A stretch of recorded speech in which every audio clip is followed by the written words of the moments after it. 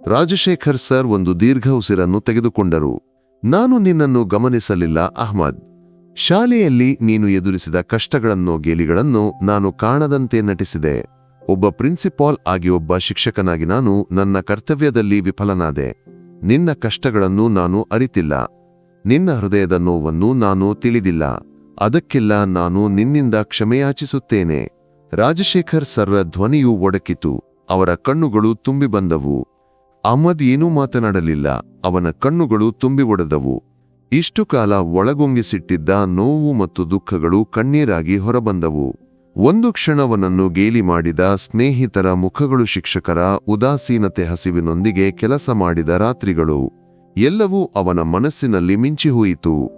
ಅಹ್ಮದ್, ನಾನು ನಿನಗೆ ಸಹಾಯ ಮಾಡಬೇಕು, ರಾಜಶೇಖರ್ ಸರ್ ಮುಂದುವರೆದರು. ನಿನಗೆ ಓದಲು ಎಲ್ಲ ಸಹಾಯವನ್ನು ನಾನು ನೀಡುತ್ತೇನೆ. ನಿನಗೆ ಬೇಕಾದ ಪುಸ್ತಕಗಳು, ಯೂನಿಫಾರ್ಮ್, ಆಹಾರ ಎಲ್ಲವನ್ನೂ ಶಾಲೆಯೇ ಭರಿಸುತ್ತದೆ. ಇನ್ನು ಮುಂದೆ ನೀನು ರಾತ್ರಿಯಲ್ಲಿ ಕೆಲಸಕ್ಕೆ ಹೋಗಬೇಕಾಗಿಲ್ಲ.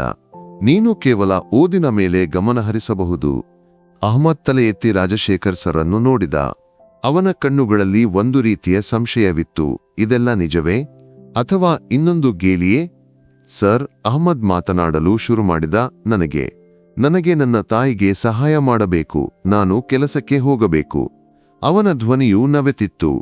ಅಹ್ಮದ್, ನಿನ್ನ ತಾಯಿಗೆ ಸಹಾಯ ಮಾಡಲು ನಾನು ಸಿದ್ಧನಿದ್ದೇನೆ. ನೀನು ಕೆಲಸಕ್ಕೆ ಹೋಗಬೇಕಾಗಿಲ್ಲ. ನಿನಗೆ ಬೇಕಾದ ಎಲ್ಲವನ್ನೂ ನಾನು ಒದಗಿಸುತ್ತೇನೆ. ನಿನ್ನ ತಾಯಿಗೂ ನಾನು ಸಹಾಯ ಮಾಡುತ್ತೇನೆ, ರಾಜಶೇಖರ್ ಸರ್ ದೃಢವಾಗಿ ಹೇಳಿದರು. ನಿನಗೆ ಏನಾಗಬೇಕೆಂಬ ಆಸೆ ಇದೆ ಅಹ್ಮದ್? ನನಗೆ ದೊಡ್ಡ ಮನುಷ್ಯನಾಗಬೇಕು ಸರ್.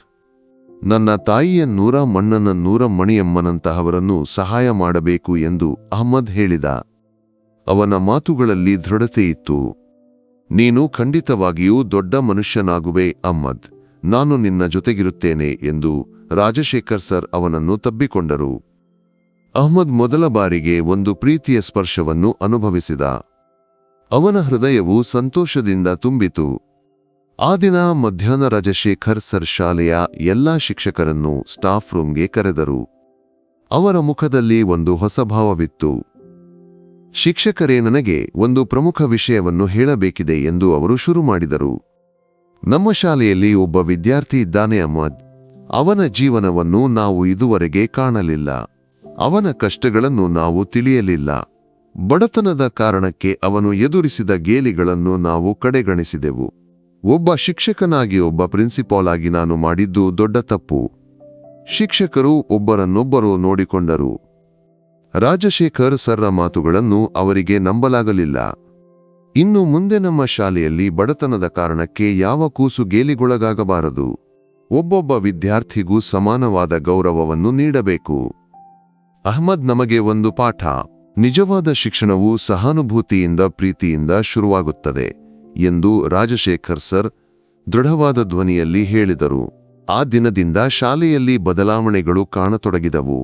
ಅಹ್ಮದ್ನನ್ನು ಗೇಲಿ ಮಾಡುತ್ತಿದ್ದ ವಿದ್ಯಾರ್ಥಿಗಳಿಗೆ ಶಿಕ್ಷಕರು ಕಠಿಣ ಎಚ್ಚರಿಕೆಯನ್ನು ನೀಡಿದರು. ಅಹ್ಮದ್ಗೆ ಹೊಸ ಯೂನಿಫಾರ್ಮ್ ಮತ್ತು ಪುಸ್ತಕಗಳು ದೊರೆತವು. ಅವನ ಊಟದ ಪಾತ್ರೆ ತುಂಬಿತು. ಅವನ ತಾಯಿಗೆ ಒಂದು ಚಿಕ್ಕ ಕೆಲಸವನ್ನು ರಾಜಶೇಖರ್ ಸರ್ ಒದಗಿಸಿದರು. ಅಹ್ಮದ್ಗೆ ಇನ್ನೂ ರಾತ್ರಿಯಲ್ಲಿ ಕೆಲಸಕ್ಕೆ ಹೋಗಬೇಕಾಗಿರಲಿಲ್ಲ. ಅವನ ಜೀವನವು ನಿಧಾನವಾಗಿ ಸಾಮಾನ್ಯ ಸ್ಥಿತಿಗೆ ಮರಳಿತು. ಆದರೆ ಅಹ್ಮದ್ಗೆ ಒಂದು ವಿಷಯ ಗೊತ್ತಿತ್ತು. ಈ ಬದಲಾವಣೆಗಳೆಲ್ಲವೂ ರಾಜಶೇಖರ್ ಸರ್ ಎಂಬ ಒಬ್ಬ ವ್ಯಕ್ತಿಯ ಒಳ್ಳೆತನದಿಂದಾದವು. ಶಾಲೆಯ ಇತರ ವಿದ್ಯಾರ್ಥಿಗಳಿಗೆ ಅವನ ಬಗ್ಗೆ ಇನ್ನೂ ಸಂಪೂರ್ಣವಾಗಿ ಬದಲಾದ ದೃಷ್ಟಿಕೋನವಿರಲಿಲ್ಲ. ಕೆಲವರು ಇನ್ನೂ ಅವನನ್ನು ಸಂಶಯದಿಂದ ನೋಡುತ್ತಿದ್ದರು. ಕೆಲವರು ಗುಸುಗುಸು ನಾಡಿದರು. ಅಹ್ಮದ್ ಅದನ್ನೆಲ್ಲ ಗಮನಿಸಲಿಲ್ಲ. ಅವನ ಮನಸ್ಸಿನಲ್ಲಿ ಒಂದೇ ಗುರಿ: ಚೆನ್ನಾಗಿ ಓದಿ ದೊಡ್ಡ ಮನುಷ್ಯನಾಗಬೇಕು. ತನಗೆ ದೊರೆತ ಈ ಅವಕಾಶವನ್ನು ವ್ಯರ್ಥಗೊಳಿಸಬಾರದು. ಪ್ರಿನ್ಸಿಪಾಲ್ ರಾಜಶೇಖರ್ ಸರ್ ತನ್ನ ಜೀವನದಲ್ಲಿ ತಂದ ಬದಲಾವಣೆಗಳು ಅಹ್ಮದ್ಗೆ ಒಂದು ಹೊಸ ಜಗತ್ತನ್ನು ತೆರೆದಿಟ್ಟವು. ರಾತ್ರಿಯ ಕೆಲಸದ ಭಾರವಿಲ್ಲದೆವನ ದಿನಗಳು ಕೇವಲ ಓದಿಗೆ ಮಾತ್ರವೇ ಮೀಸಲಾದವು. ಶಾಲೆಯಿಂದ ದೊರೆತ ಹೊಸ ಪುಸ್ತಕಗಳನ್ನು ಅವನು ಉತ್ಸಾಹದಿಂದ ಓದಿ ಮುಗಿಸಿದ. ತರಗತಿಯಲ್ಲಿ ಶಿಕ್ಷಕರು ಕಲಿಸುವ ವಿಷಯಗಳನ್ನು ಶ್ರದ್ಧೆಯಿಂದ ಕೇಳಿದ. ಸಂಶಯಗಳನ್ನು ಕೇಳಲು ಅವನು ಹಿಂಜರಿಯಲಿಲ್ಲ. ಅವನ ಓದಿನ ಗುಣಮಟ್ಟವು ನಿಧಾನವಾಗಿ ಸುಧಾರಿಸತೊಡಗಿತು. ಗಣಿತದಲ್ಲೂ ವಿಜ್ಞಾನದಲ್ಲೂ ಅವನ ಕೌಶಲವು ಇನ್ನಷ್ಟು ಪ್ರಕಾಶಮಾನವಾಯಿತು. ಆದರೂ ಶಾಲೆಯ ವಾತಾವರಣವು ಸಂಪೂರ್ಣವಾಗಿ ಬದಲಾಗಿರಲಿಲ್ಲ. ರಾಜಶೇಖರ್ ಸರ್ರ ಮಧ್ಯಪ್ರವೇಶದಿಂದಾಗಿ ಯಾರೂ ಅಹ್ಮದ್ನನ್ನು ಬಹಿರಂಗವಾಗಿ ಗೇಲಿ ಮಾಡಲಿಲ್ಲ. ಆದರೆ ಕೆಲವು ವಿದ್ಯಾರ್ಥಿಗಳ ಕಣ್ಣುಗಳಲ್ಲಿ ಸಂಶಯ ಮತ್ತು ಈರ್ಷೆಯೂ ಇನ್ನೂ ಉಳಿದಿತ್ತು. ಇವನೇನು ಪ್ರಿನ್ಸಿಪಾಲ್ನ ಮಗನೇ? ಇಷ್ಟು ಬೇಗ ಎಷ್ಟೆಲ್ಲ ಸೌಕರ್ಯಗಳು ಸಿಕ್ಕಿವೆ? ಕೆಲವರು ಗುಸುಗುಸುನಾಡಿದರು. ಇವನ ಅದೃಷ್ಟ, ಇನ್ನಿತರರು ತಿರಸ್ಕಾರದಿಂದ ನಕ್ಕರು. ಅಹ್ಮದ್ ಎಲ್ಲವನ್ನೂ ಗಮನಿಸಲಿಲ್ಲ. ಅವನ ಗುರಿಯು ಕೇವಲ ಓದಿನ ಮೇಲಿತ್ತು. ಒಂದು ದಿನ ಶಾಲೆಯಲ್ಲಿ ವಾರ್ಷಿಕ ವಿಜ್ಞಾನ ಪ್ರದರ್ಶನವನ್ನು ಘೋಷಿಸಲಾಯಿತು. ಪ್ರತಿ ತರಗತಿಯಿಂದ ಉತ್ತಮ ಯೋಜನೆಗಳನ್ನು ಆಯ್ಕೆ ಮಾಡಿ ಬಹುಮಾನ ನೀಡಲಾಗುವುದು. ಅಹ್ಮದ್ಗೆ ವಿಜ್ಞಾನದಲ್ಲಿ ದೊಡ್ಡ ಆಸಕ್ತಿ ಇತ್ತು. ಅವನು ಒಂದು ನೀರಿನ ಶುದ್ಧೀಕರಣ ಯಂತ್ರವನ್ನು ತಯಾರಿಸಲು ತೀರ್ಮಾನಿಸಿದ.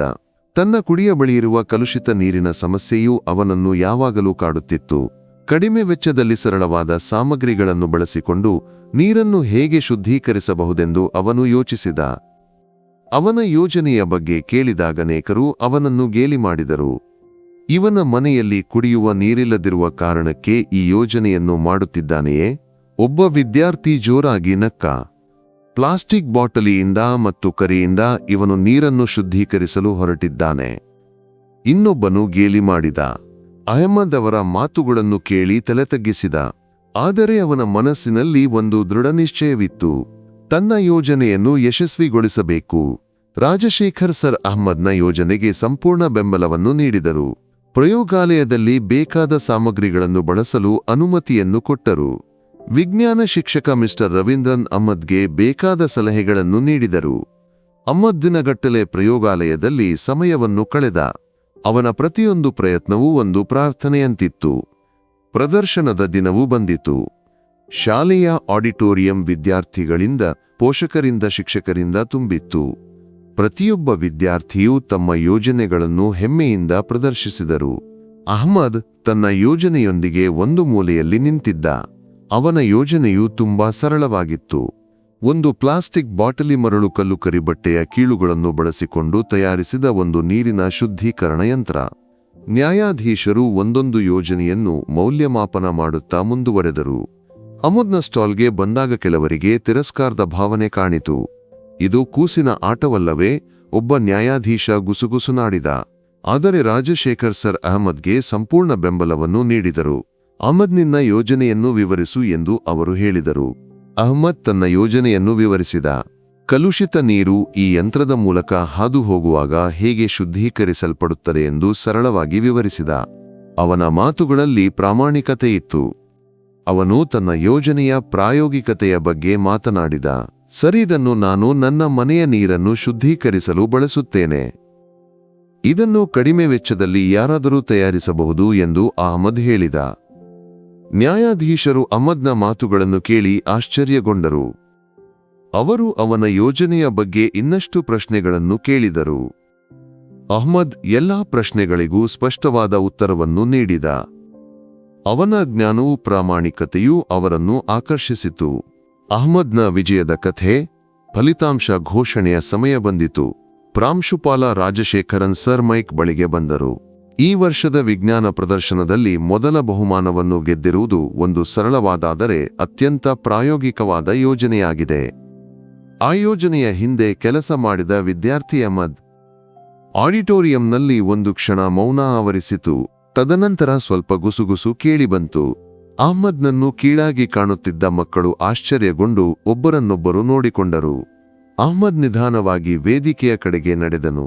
ಅವನ ಕಣ್ಣುಗಳಲ್ಲಿ ಸಂತೋಷ ತುಂಬಿತ್ತು. ರಾಜಶೇಖರನ್ ಸರ್ ಅವನನ್ನು ಅಪ್ಪಿಕೊಂಡು ಬಹುಮಾನವನ್ನು ನೀಡಿದರು. ಅಭಿನಂದನೆಗಳು ಅಹ್ಮದ್, ನೀನು ನಮಗೆ ಹೆಮ್ಮೆಯಾಗಿದ್ದೀಯಾ ಎಂದು ರಾಜಶೇಖರನ್ ಸರ್ ಹೇಳಿದರು. ಅಹ್ಮದ್ ಬಹುಮಾನವನ್ನು ಸ್ವೀಕರಿಸಿತಲೇ ಬಾಗಿ ಧನ್ಯವಾದ ಹೇಳಿದನು. ಅವನ ಕಣ್ಣುಗಳು ಕಣ್ಣೀರಿನಿಂದ ತುಂಬಿತ್ತು. ಈ ವಿಜಯವು ಅವನಿಗೆ ಕೇವಲ ಬಹುಮಾನವಲ್ಲ, ಅದು ಅವನ ಕಷ್ಟಗಳಿಗೆ ಸಿಕ್ಕ ಮನ್ನಣೆಯಾಗಿತ್ತು. ಅವನ ಪ್ರಾಮಾಣಿಕ ಪರಿಶ್ರಮಕ್ಕೆ ಸಿಕ್ಕ ಪ್ರತಿಫಲವಾಗಿತ್ತು. ಬಹುಮಾನ ವಿತರಣೆಯ ನಂತರ ಅಹ್ಮದ್ ನೇರವಾಗಿ ರಾಮನ್ ಅಣ್ಣನ ಬಳಿಗೆ ಮತ್ತು ರಮಣಿಯಮ್ಮನ ಬಳಿಗೆ ಹೋದನು. ಅವನ ವಿಜಯವನ್ನು ಅವರೊಂದಿಗೆ ಹಂಚಿಕೊಳ್ಳಬೇಕಿತ್ತು. ರಾಮನ್ ಅಣ್ಣ ಅಹ್ಮದ್ನನ್ನು ತಬ್ಬಿಕೊಂಡು ಸಂತೋಷವನ್ನು ಹಂಚಿಕೊಂಡನು. ಮಗನಿನಗೊಂದು ದಿನ ದೊಡ್ಡ ಸ್ಥಾನಕ್ಕೆ ಬರುವೆ ಎಂದು ನನಗೆ ಗೊತ್ತಿತ್ತು ಎಂದರು. ರಮಣಿಯಮ್ಮನ ಕಣ್ಣುಗಳು ಸಂತೋಷದಿಂದ ತುಂಬಿತು. ಅಲ್ಲಾಹ್ ನಿನ್ನನ್ನು ಆಶೀರ್ವದಿಸಲಿ ಮಗ ಎಂದು ಅವರು ಪ್ರಾರ್ಥಿಸಿದರು. ಅವರ ಸಂತೋಷವು ಅಹ್ಮದ್ನ ವಿಜಯವನ್ನು ಇನ್ನಷ್ಟು ಸಿಹಿಯಾಗಿಸಿತು. ವಿಜ್ಞಾನ ಪ್ರದರ್ಶನದ ವಿಜಯವು ಅಹ್ಮದ್ನ ಜೀವನದಲ್ಲಿ ಹೊಸ ಅಧ್ಯಾಯವನ್ನು ಬರೆಯಿತು. ಶಾಲೆಯಲ್ಲಿ ಅವನನ್ನು ಕೀಳಾಗಿ ಕಾಣುತ್ತಿದ್ದ ಅನೇಕ ಮಕ್ಕಳು ಈಗ ಆಶ್ಚರ್ಯದಿಂದ ಅವನನ್ನು ನೋಡಿದರು. ಕೆಲವರಿಗೆ ಅದು ಆಶ್ಚರ್ಯವಾದರೆ ಇನ್ನು ಕೆಲವರಿಗೆ ಅಸೂಯೆ. ಇವನು ಹೇಗೆ ಗೆದ್ದನು? ಪ್ರಾಂಶುಪಾಲ ಸರ್ ಸಹಾಯ ಮಾಡಿರಬೇಕು ಎಂದು ಕೆಲವರು ಗುಸುಗುಸುನಾದರು. ಇವನಿಗೆ ಅದೃಷ್ಟವಿತ್ತು ಎಂದು ಇನ್ನೂ ಕೆಲವರು ತಾತ್ಸಾರದಿಂದ ನಕ್ಕರು. ಆದರೆ ಈ ಮಾತುಗಳು ಅಹ್ಮದ್ನ ಮನಸ್ಸಿನಲ್ಲಿ ಯಾವುದೇ ಚಲನೆಯನ್ನು ಉಂಟುಮಾಡಲಿಲ್ಲ. ಅವನ ಕಣ್ಣುಗಳಿಗೆ ಈಗ ಸ್ಪಷ್ಟವಾದ ಗುರಿಯೊಂದಿತ್ತು. ರಾಜಶೇಖರನ್ ಸರ್ ಅಹ್ಮದ್ನ ವಿಜಯದಲ್ಲಿ ಅತೀವ ಸಂತೋಷಪಟ್ಟರು. ಅವರು ಅಹ್ಮದ್ನನ್ನು ತಮ್ಮ ಕಚೇರಿಗೆ ಕರೆದು ಅಭಿನಂದಿಸಿದರು. ಅಹ್ಮದ್ದಿದು ನಿನ್ನ ಕಠಿಣ ಪರಿಶ್ರಮದ ಫಲ. ನೀನು ನಮಗೆ ಹೆಮ್ಮೆಯಾಗಿದ್ದೀಯ. ನಿನಗೆ ಇನ್ನೂ ದೊಡ್ಡ ಎತ್ತರಗಳನ್ನು ತಲುಪಲು ಸಾಧ್ಯವಿದೆ ಎಂದು ರಾಜಶೇಖರನ್ ಸರ್ ಹೇಳಿದರು. ಅಹ್ಮದ್ ತಲೆಬಾಗಿ ಧನ್ಯವಾದ ಹೇಳಿದನು. ಆದರೆ ಈ ವಿಜಯವು ಅಹ್ಮದ್ಗೆ ಹೊಸ ಸವಾಲುಗಳನ್ನು ತಂದಿತು. ಶಾಲೆಯ ಕೆಲವು ಶಿಕ್ಷಕರು ಸಹ ಅಹ್ಮದ್ನ ವಿಜಯವನ್ನು ಸಂಶಯದಿಂದ ನೋಡಿದರು. ವಿಶೇಷವಾಗಿ ಅಹ್ಮದ್ ಮೊದಲ ಬಹುಮಾನ ಗೆದ್ದಾಗ ಎರಡನೇ ಬಹುಮಾನ ಗೆದ್ದ ರೋಹಿತ್ ಎಂಬ ವಿದ್ಯಾರ್ಥಿಯ ಪೋಷಕರು ಶಾಲೆಗೆ ಬಂದು ದೂರು ನೀಡಿದರು. ನನ್ನ ಮಗನೇ ಯಥಾರ್ಥವಾಗಿ ಗೆಲ್ಲಬೇಕಿತ್ತು. ಬಡವನಾದ ಒಬ್ಬ ಹುಡುಗನಿಗೆ ಪ್ರಾಂಶುಪಾಲ ಸರ್ ಸಹಾಯ ಮಾಡಿದ್ದರಿಂದಲೇ ಬಹುಮಾನ ಸಿಕ್ಕಿತು ಎಂದು ರೋಹಿತ್ನ ತಂದೆ ರಾಜಶೇಖರನ್ ಸರ್ಗೆ ಹೇಳಿದರು. ರಾಜಶೇಖರನ್ ಸರ್ ಅವರನ್ನು ಸಮಾಧಾನಗೊಳಿಸಲು ಪ್ರಯತ್ನಿಸಿದರೂ ಅವರ ಮನಸ್ಸಿನಲ್ಲಿ ಸಂಶಯ ಉಳಿಯಿತು. ಅಹ್ಮದ್ಗೆ ಸಂಬಂಧಿಸಿದಂತೆ ಈ ವಿಜಯಗಳು ಅವನನ್ನು ಇನ್ನಷ್ಟು ವಿನಯಶೀಲನನ್ನಾಗಿಸಿದವು. ಅವನು ತನ್ನ ಓದಿನಲ್ಲಿ ಇನ್ನಷ್ಟು ಗಮನ ಕೇಂದ್ರೀಕರಿಸಿದನು. ರಾತ್ರಿಗಳಲ್ಲಿ ಅವನ ಗುಡಿಸಲಿನ ಮೂಲೆಯಲ್ಲಿ ಕುಳಿತು ಪುಸ್ತಕಗಳನ್ನು ಓದಿದನು. ರಾಮನ್ ಅಣ್ಣ ಮತ್ತು ರಮಣಿಯಮ್ಮ ಅವನ ವಿಜಯದಲ್ಲಿ ಅತೀವ ಸಂತೋಷಪಟ್ಟರು. ಅವರು ಅವನಿಗೆ ಪ್ರಾರ್ಥನೆಗಳ ಮೂಲಕವೂ ಪ್ರೀತಿಯ ಮೂಲಕವೂ ಬೆಂಬಲ ನೀಡಿದರು. 1 ತಿಂಗಳ ನಂತರ ಶಾಲೆಯಲ್ಲಿ ಹೊಸ ಘೋಷಣೆಯೊಂದಿತ್ತು. ರಾಜ್ಯಮಟ್ಟದ ವಿಜ್ಞಾನ ಸ್ಪರ್ಧೆಗೆ ಶಾಲೆಯಿಂದ ಒಬ್ಬ ವಿದ್ಯಾರ್ಥಿಯನ್ನು ಆಯ್ಕೆ ಮಾಡಲಾಗುವುದು. ಈ ಸ್ಪರ್ಧೆಯು ಅಹ್ಮದ್ಗೆ ಒಂದು ದೊಡ್ಡ ಅವಕಾಶವಾಗಿತ್ತು. ಅವನು ತನ್ನ ನೀರಿನ ಶುದ್ಧೀಕರಣ ಯಂತ್ರವನ್ನು ಇನ್ನಷ್ಟು ಸುಧಾರಿಸಲು ನಿರ್ಧರಿಸಿದನು. ಆದರೆ ರೋಹಿತ್ ಮತ್ತು ಅವನ ಸ್ನೇಹಿತರು ಅಹ್ಮದ್ನ ವಿರುದ್ಧ ಚಿಂತನೆಯನ್ನು ಆರಂಭಿಸಿದರು. ಈತನನ್ನು ಯಾವುದೇ ರೀತಿಯಲ್ಲಿ ಈ ಸ್ಪರ್ಧೆಯಲ್ಲಿ ಭಾಗವಹಿಸದಂತೆ ತಡೆಯಬೇಕು ಎಂದು ರೋಹಿತ್ ತನ್ನ ಸ್ನೇಹಿತರಿಗೆ ಹೇಳಿದನು. ಅಹ್ಮದ್ ವಿಜ್ಞಾನ ಪ್ರಯೋಗಾಲಯದಲ್ಲಿ ತನ್ನ ಯೋಜನೆಯಲ್ಲಿ ಕೆಲಸ ಮಾಡುತ್ತಿರುವಾಗ ಕೆಲವು ಮಕ್ಕಳು ಅವನನ್ನು ಕಾಡಲು ಆರಂಭಿಸಿದರು. ಪ್ರಯೋಗಾಲಯದ ಸಾಮಗ್ರಿಗಳನ್ನು ಅಡಗಿಸುವುದು, ಅವನ ಯೋಜನೆಯ ಭಾಗಗಳನ್ನು ಬದಲಾಯಿಸಿಡುವುದು ಮುಂತಾದ ತುಂಟಾಟಗಳನ್ನು ಮಾಡಿದರು. ಒಂದು ದಿನ ಅಹ್ಮದ್ ತನ್ನ ಯೋಜನೆಯ ಒಂದು ಪ್ರಮುಖ ಭಾಗವನ್ನು ಪ್ರಯೋಗಾಲಯದಲ್ಲಿ ಇಟ್ಟು ಹೋದಾಗದು ಕಾಣೆಯಾಯಿತು. ಅವನು ಆತಂಕಗೊಂಡನು. ಆ ಭಾಗವಿಲ್ಲದೆ ಯೋಜನೆಯನ್ನು ಪೂರ್ಣಗೊಳಿಸಲು ಸಾಧ್ಯವಿರಲಿಲ್ಲ. ಅವನು ಪ್ರಯೋಗಾಲಯದಾದ್ಯಂತ ಹುಡುಕಿದನು, ಆದರೆ ಕಂಡುಕೊಳ್ಳಲಿಲ್ಲ. ದುಃಖದಿಂದ ಅಹ್ಮದ್ ರಾಜಶೇಖರನ್ ಸರ್ನನ್ನು ಸಂಪರ್ಕಿಸಿದನು. ಸರ್, ನನ್ನ ಯೋಜನೆಯ ಒಂದು ಭಾಗ ಕಾಣೆಯಾಗಿದೆ ಎಂದು ಹೇಳಿದನು. ರಾಜಶೇಖರನ್ ಸರ್ಗೆ ವಿಷಯ ತಿಳಿಯಿತು. ಅವರು ಪ್ರಯೋಗಾಲಯದ ಸಿಸಿಟಿವಿ ದೃಶ್ಯಾವಳಿಗಳನ್ನು ಪರಿಶೀಲಿಸಲು ಆದೇಶಿಸಿದರು. ದೃಶ್ಯಾವಳಿಗಳನ್ನು ಪರಿಶೀಲಿಸಿದಾಗ ರೋಹಿತ್ ಮತ್ತು ಅವನ ಸ್ನೇಹಿತರು ಆ ಭಾಗವನ್ನು ಪ್ರಯೋಗಾಲಯದಿಂದ ತೆಗೆದುಕೊಂಡು ಅಡಗಿಸುವುದನ್ನು ಕಂಡರು. ರಾಜಶೇಖರನ್ ಸರ್ಗೆ ಕೋಪ ಬಂತು. ಅವರು ರೋಹಿತ್ ಮತ್ತು ಸ್ನೇಹಿತರನ್ನು ಕರೆದು ಗದರಿಸಿದರು. ಅವರಿಗೆ ಅಹ್ಮದ್ಗೆ ಕ್ಷಮೆಯಾಚಿಸಲು ಸೂಚಿಸಿದರು. ರೋಹಿತ್ ಮತ್ತು ಸ್ನೇಹಿತರು ಒಪ್ಪದ ಮನಸ್ಸಿನಿಂದ ಅಹ್ಮದ್ಗೆ ಕ್ಷಮೆಯಾಚಿಸಿದರು. ಅವರು ಅಡಗಿಸಿದ್ದ ಯೋಜನೆಯ ಭಾಗವನ್ನು ಹಿಂದಿರುಗಿಸಿದರು. ಅಹ್ಮದ್ ಅವರನ್ನು ಕ್ಷಮಿಸಿದನು. ಅವನ ಮನಸ್ಸಿನಲ್ಲಿ ಕೋಪವಾಗಲಿ ಸೇಡಿನ ಭಾವವಾಗಲಿ ಇರಲಿಲ್ಲ. ಈ ಘಟನೆಯು ಅಹ್ಮದ್ನನ್ನು ಇನ್ನಷ್ಟು ಬಲಿಷ್ಠನನ್ನಾಗಿಸಿತು. ರಾಜ್ಯಮಟ್ಟದ ಸ್ಪರ್ಧೆಗೆ ತಯಾರಿ ಆರಂಭವಾಯಿತು. ರಾಜಶೇಖರನ್ ಸರ್ ಅಹ್ಮದ್ಗೆ ವಿಶೇಷ ತರಬೇತಿಯನ್ನು ನೀಡಲು ವಿಜ್ಞಾನ ಶಿಕ್ಷಕ ಶ್ರೀ ರವೀಂದ್ರನ್ಗೆ ಕೇಳಿಕೊಂಡರು. ಶ್ರೀ ರವೀಂದ್ರನ್ ಅಹ್ಮದ್ಗೆ ಎಲ್ಲಾ ಸಹಾಯವನ್ನು ನೀಡಿದರು. ಅವನ ಜ್ಞಾನ ಮತ್ತು ಕೌಶಲ್ಯವು ಅವರನ್ನು ಆಶ್ಚರ್ಯಗೊಳಿಸಿತು. ಅಹ್ಮದ್ ದಿನಗಟ್ಟಲೆ ಓದಿದನು. ಅವನ ಪ್ರತಿಯೊಂದು ಪ್ರಾರ್ಥನೆಯೂ ಅವನಿಗೆ ಶಕ್ತಿಯನ್ನು ನೀಡಿತು. ಸ್ಪರ್ಧೆಯ ಹಿಂದಿನ ದಿನ ಅಹ್ಮದ್ ತನ್ನ ಗುಡಿಸಲಿನ ಮೂಲೆಯಲ್ಲಿ ಕುಳಿತು ಓದುತ್ತಿದ್ದನು. ಇದ್ದಕ್ಕಿದ್ದಂತೆ ಭಾರೀ ಮಳೆ ಆರಂಭವಾಯಿತು. ಅವನ ಗುಡಿಸಲಿನ ಮೇಲ್ಛಾವಣಿಯಿಂದ ನೀರು ಸೋರಿತು. ಪುಸ್ತಕಗಳು ಮತ್ತು ಟಿಪ್ಪಣಿಗಳು ಒದ್ದೆಯಾಗಲು ಆರಂಭಿಸಿದವು. ಅವನು ಆತಂಕಗೊಂಡನು. ಈ ಪುಸ್ತಕಗಳು ಅವನಿಗೆ ಬಹಳ ಬೆಲೆ ಬಾಳುವವು. ಅವನು ಪುಸ್ತಕಗಳನ್ನು ಪ್ಲಾಸ್ಟಿಕ್ ಶೀಟ್ನಿಂದ ಮುಚ್ಚಿದನು. ಚಳಿಯಿಂದ ನಡುಗುತ್ತಾ ರಾತ್ರಿಯನ್ನು ಕಳೆದನು. ಅವನ ಮನಸ್ಸಿನಲ್ಲಿ ಒಂದು ಕ್ಷಣ ಸಂಶಯ ಉಂಟಾಯಿತು. ನಾನು ಈ ಸ್ಪರ್ಧೆಯಲ್ಲಿ ಭಾಗವಹಿಸಬಲ್ಲೆನೆ? ಈ ಕಷ್ಟಗಳ ನಡುವೆ ನಾನು ಗೆಲ್ಲಬಲ್ಲೆನೆ? ಆದರೆ ಮುಂದಿನ ಕ್ಷಣದಲ್ಲಿ ಅವನ ತಾಯಿಯ ಮಾತುಗಳು ಮನಸ್ಸಿನಲ್ಲಿ ಮೊಳಗಿದವು. ಮಗ ಅಲ್ಲಾಹ್ ಕ್ಷಮಾಶೀಲರೊಂದಿಗೆ ಇದ್ದಾನೆ. ರಾಮನ್ ಅಣ್ಣ ಮತ್ತು ರಮಣಿಯಮ್ಮನ ಪ್ರೀತಿಯು ಅವನ ಮನಸ್ಸಿನಲ್ಲಿ ತುಂಬಿತು. ರಾಜಶೇಖರನ್ ಸರ್ನ ವಿಶ್ವಾಸವು ಅವನಿಗೆ ಶಕ್ತಿಯನ್ನು ನೀಡಿತು. ಅವನು ಕಣ್ಣು ಮುಚ್ಚಿ ಪ್ರಾರ್ಥಿಸಿದನು, ಅಲ್ಲಾ ನನಗೆ ಶಕ್ತಿಯನ್ನು ನೀಡು. ಅವನ ಮನಸ್ಸಿನಲ್ಲಿ ಹೊಸ ದೃಢನಿಶ್ಚಯ ಉಂಟಾಯಿತು. ಅವನು ಈ ಸ್ಪರ್ಧೆಯಲ್ಲಿ ಗೆಲ್ಲುವನು, ತನಗಾಗಿ ಮಾತ್ರವಲ್ಲ ತನ್ನನ್ನು ನಂಬಿದ ಎಲ್ಲರಿಗಾಗಿಯೂ. ಮಳೆ ತಗ್ಗಿದ ಬೆಳಗಿನ ಜಾವ. ಅಹ್ಮದ್ ಚಳಿಯಿಂದ ನಡುಗುತ್ತಾ ಒದ್ದೆಯಾದ ಕಂಬಳಿಯೊಳಗಿಂದ ಎದ್ದನು. ಇಂದು ರಾಜ್ಯ ಮಟ್ಟದ ವಿಜ್ಞಾನ ಸ್ಪರ್ಧೆ. ಅವನ ಮನಸ್ಸಿನಲ್ಲಿ ಒಂದು ತರಹದ ಭಯವೂ ಉತ್ಸಾಹವೂ ಒಟ್ಟಿಗೆ ತುಂಬಿತ್ತು. ಅವನ ತಾಯಿ ಬೇಗ ಎದ್ದು ಅವನಿಗೆ ಬೆಳಗಿನ ಉಪಾಹಾರ ತಯಾರಿಸಿದ್ದರು. ಹಳೆಯ ರೊಟ್ಟಿಯೂ ಚಹಾವು. ಮಗಲ್ಲಾಹ್ ನಿನ್ನೊಂದಿಗೆ ಇರುವನು, ಧೈರ್ಯವಾಗಿ ಹೋಗಿಬಾ ಎಂದು ತಾಯಿ ಅವನನ್ನು ತಬ್ಬಿಕೊಂಡು ಹೇಳಿದರು. ಆ ಮಾತುಗಳು ಅವನಿಗೆ ದೊಡ್ಡ ಶಕ್ತಿಯನ್ನು ನೀಡಿದವು. ರಾಜಶೇಖರನ್ ಸರ್ ಅವನನ್ನು ಶಾಲೆಯಿಂದ ಸ್ಪರ್ಧೆಯ ಸ್ಥಳಕ್ಕೆ ಕರೆದೊಯ್ಯಲು ವ್ಯಾನ್ನ ವ್ಯವಸ್ಥೆ ಮಾಡಿದ್ದರು. ಆದರೆ ಅಹ್ಮದ್ ಅದನ್ನು ನಿರಾಕರಿಸಿದನು. ಸರ್, ನಾನು ಬಸ್ನಲ್ಲಿ ಹೋದರೆ ಸಾಕು, ನನ್ನ ತಾಯಿಗೆ ತೊಂದರೆಯಾಗಬಹುದು. ಅವನ ವಿನಯವು ರಾಜಶೇಖರನ್ ಸರ್ನನ್ನು ಆಶ್ಚರ್ಯಗೊಳಿಸಿತು.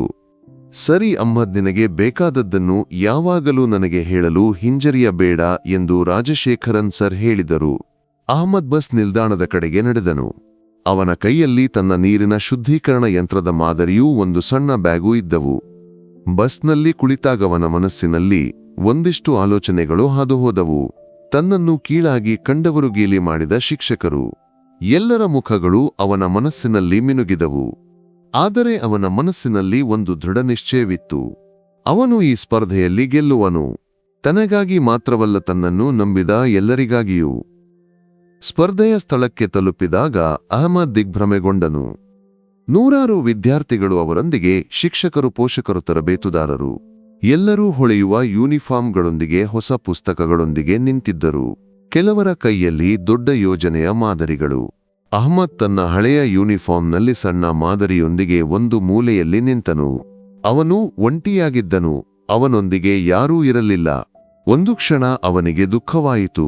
ಈತ ಎಲ್ಲಿಂದ ಬಂದಿರಬೇಕು ಎಂದು ಒಬ್ಬ ಮಗು ಇನ್ನೊಬ್ಬನಿಗೆ ಗುಸುಗುಸುನಾದನು.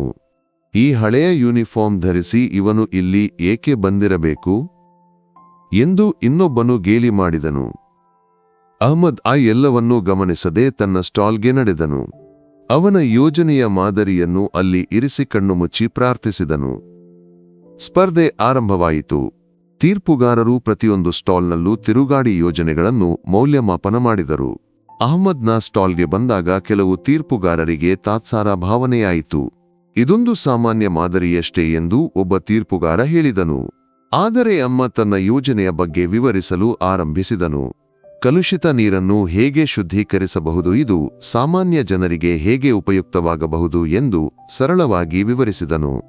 ಅವನ ಮಾತುಗಳಲ್ಲಿ ಪ್ರಾಮಾಣಿಕತೆಯೂ ಜ್ಞಾನವೂ ತುಂಬಿತ್ತು. ಅಹ್ಮದ್ನ ವಿವರಣೆಯನ್ನು ಕೇಳಿದ ತೀರ್ಪುಗಾರರು ಆಶ್ಚರ್ಯಗೊಂಡರು. ಅವರು ಇನ್ನಷ್ಟು ಪ್ರಶ್ನೆಗಳನ್ನು ಕೇಳಿದರು.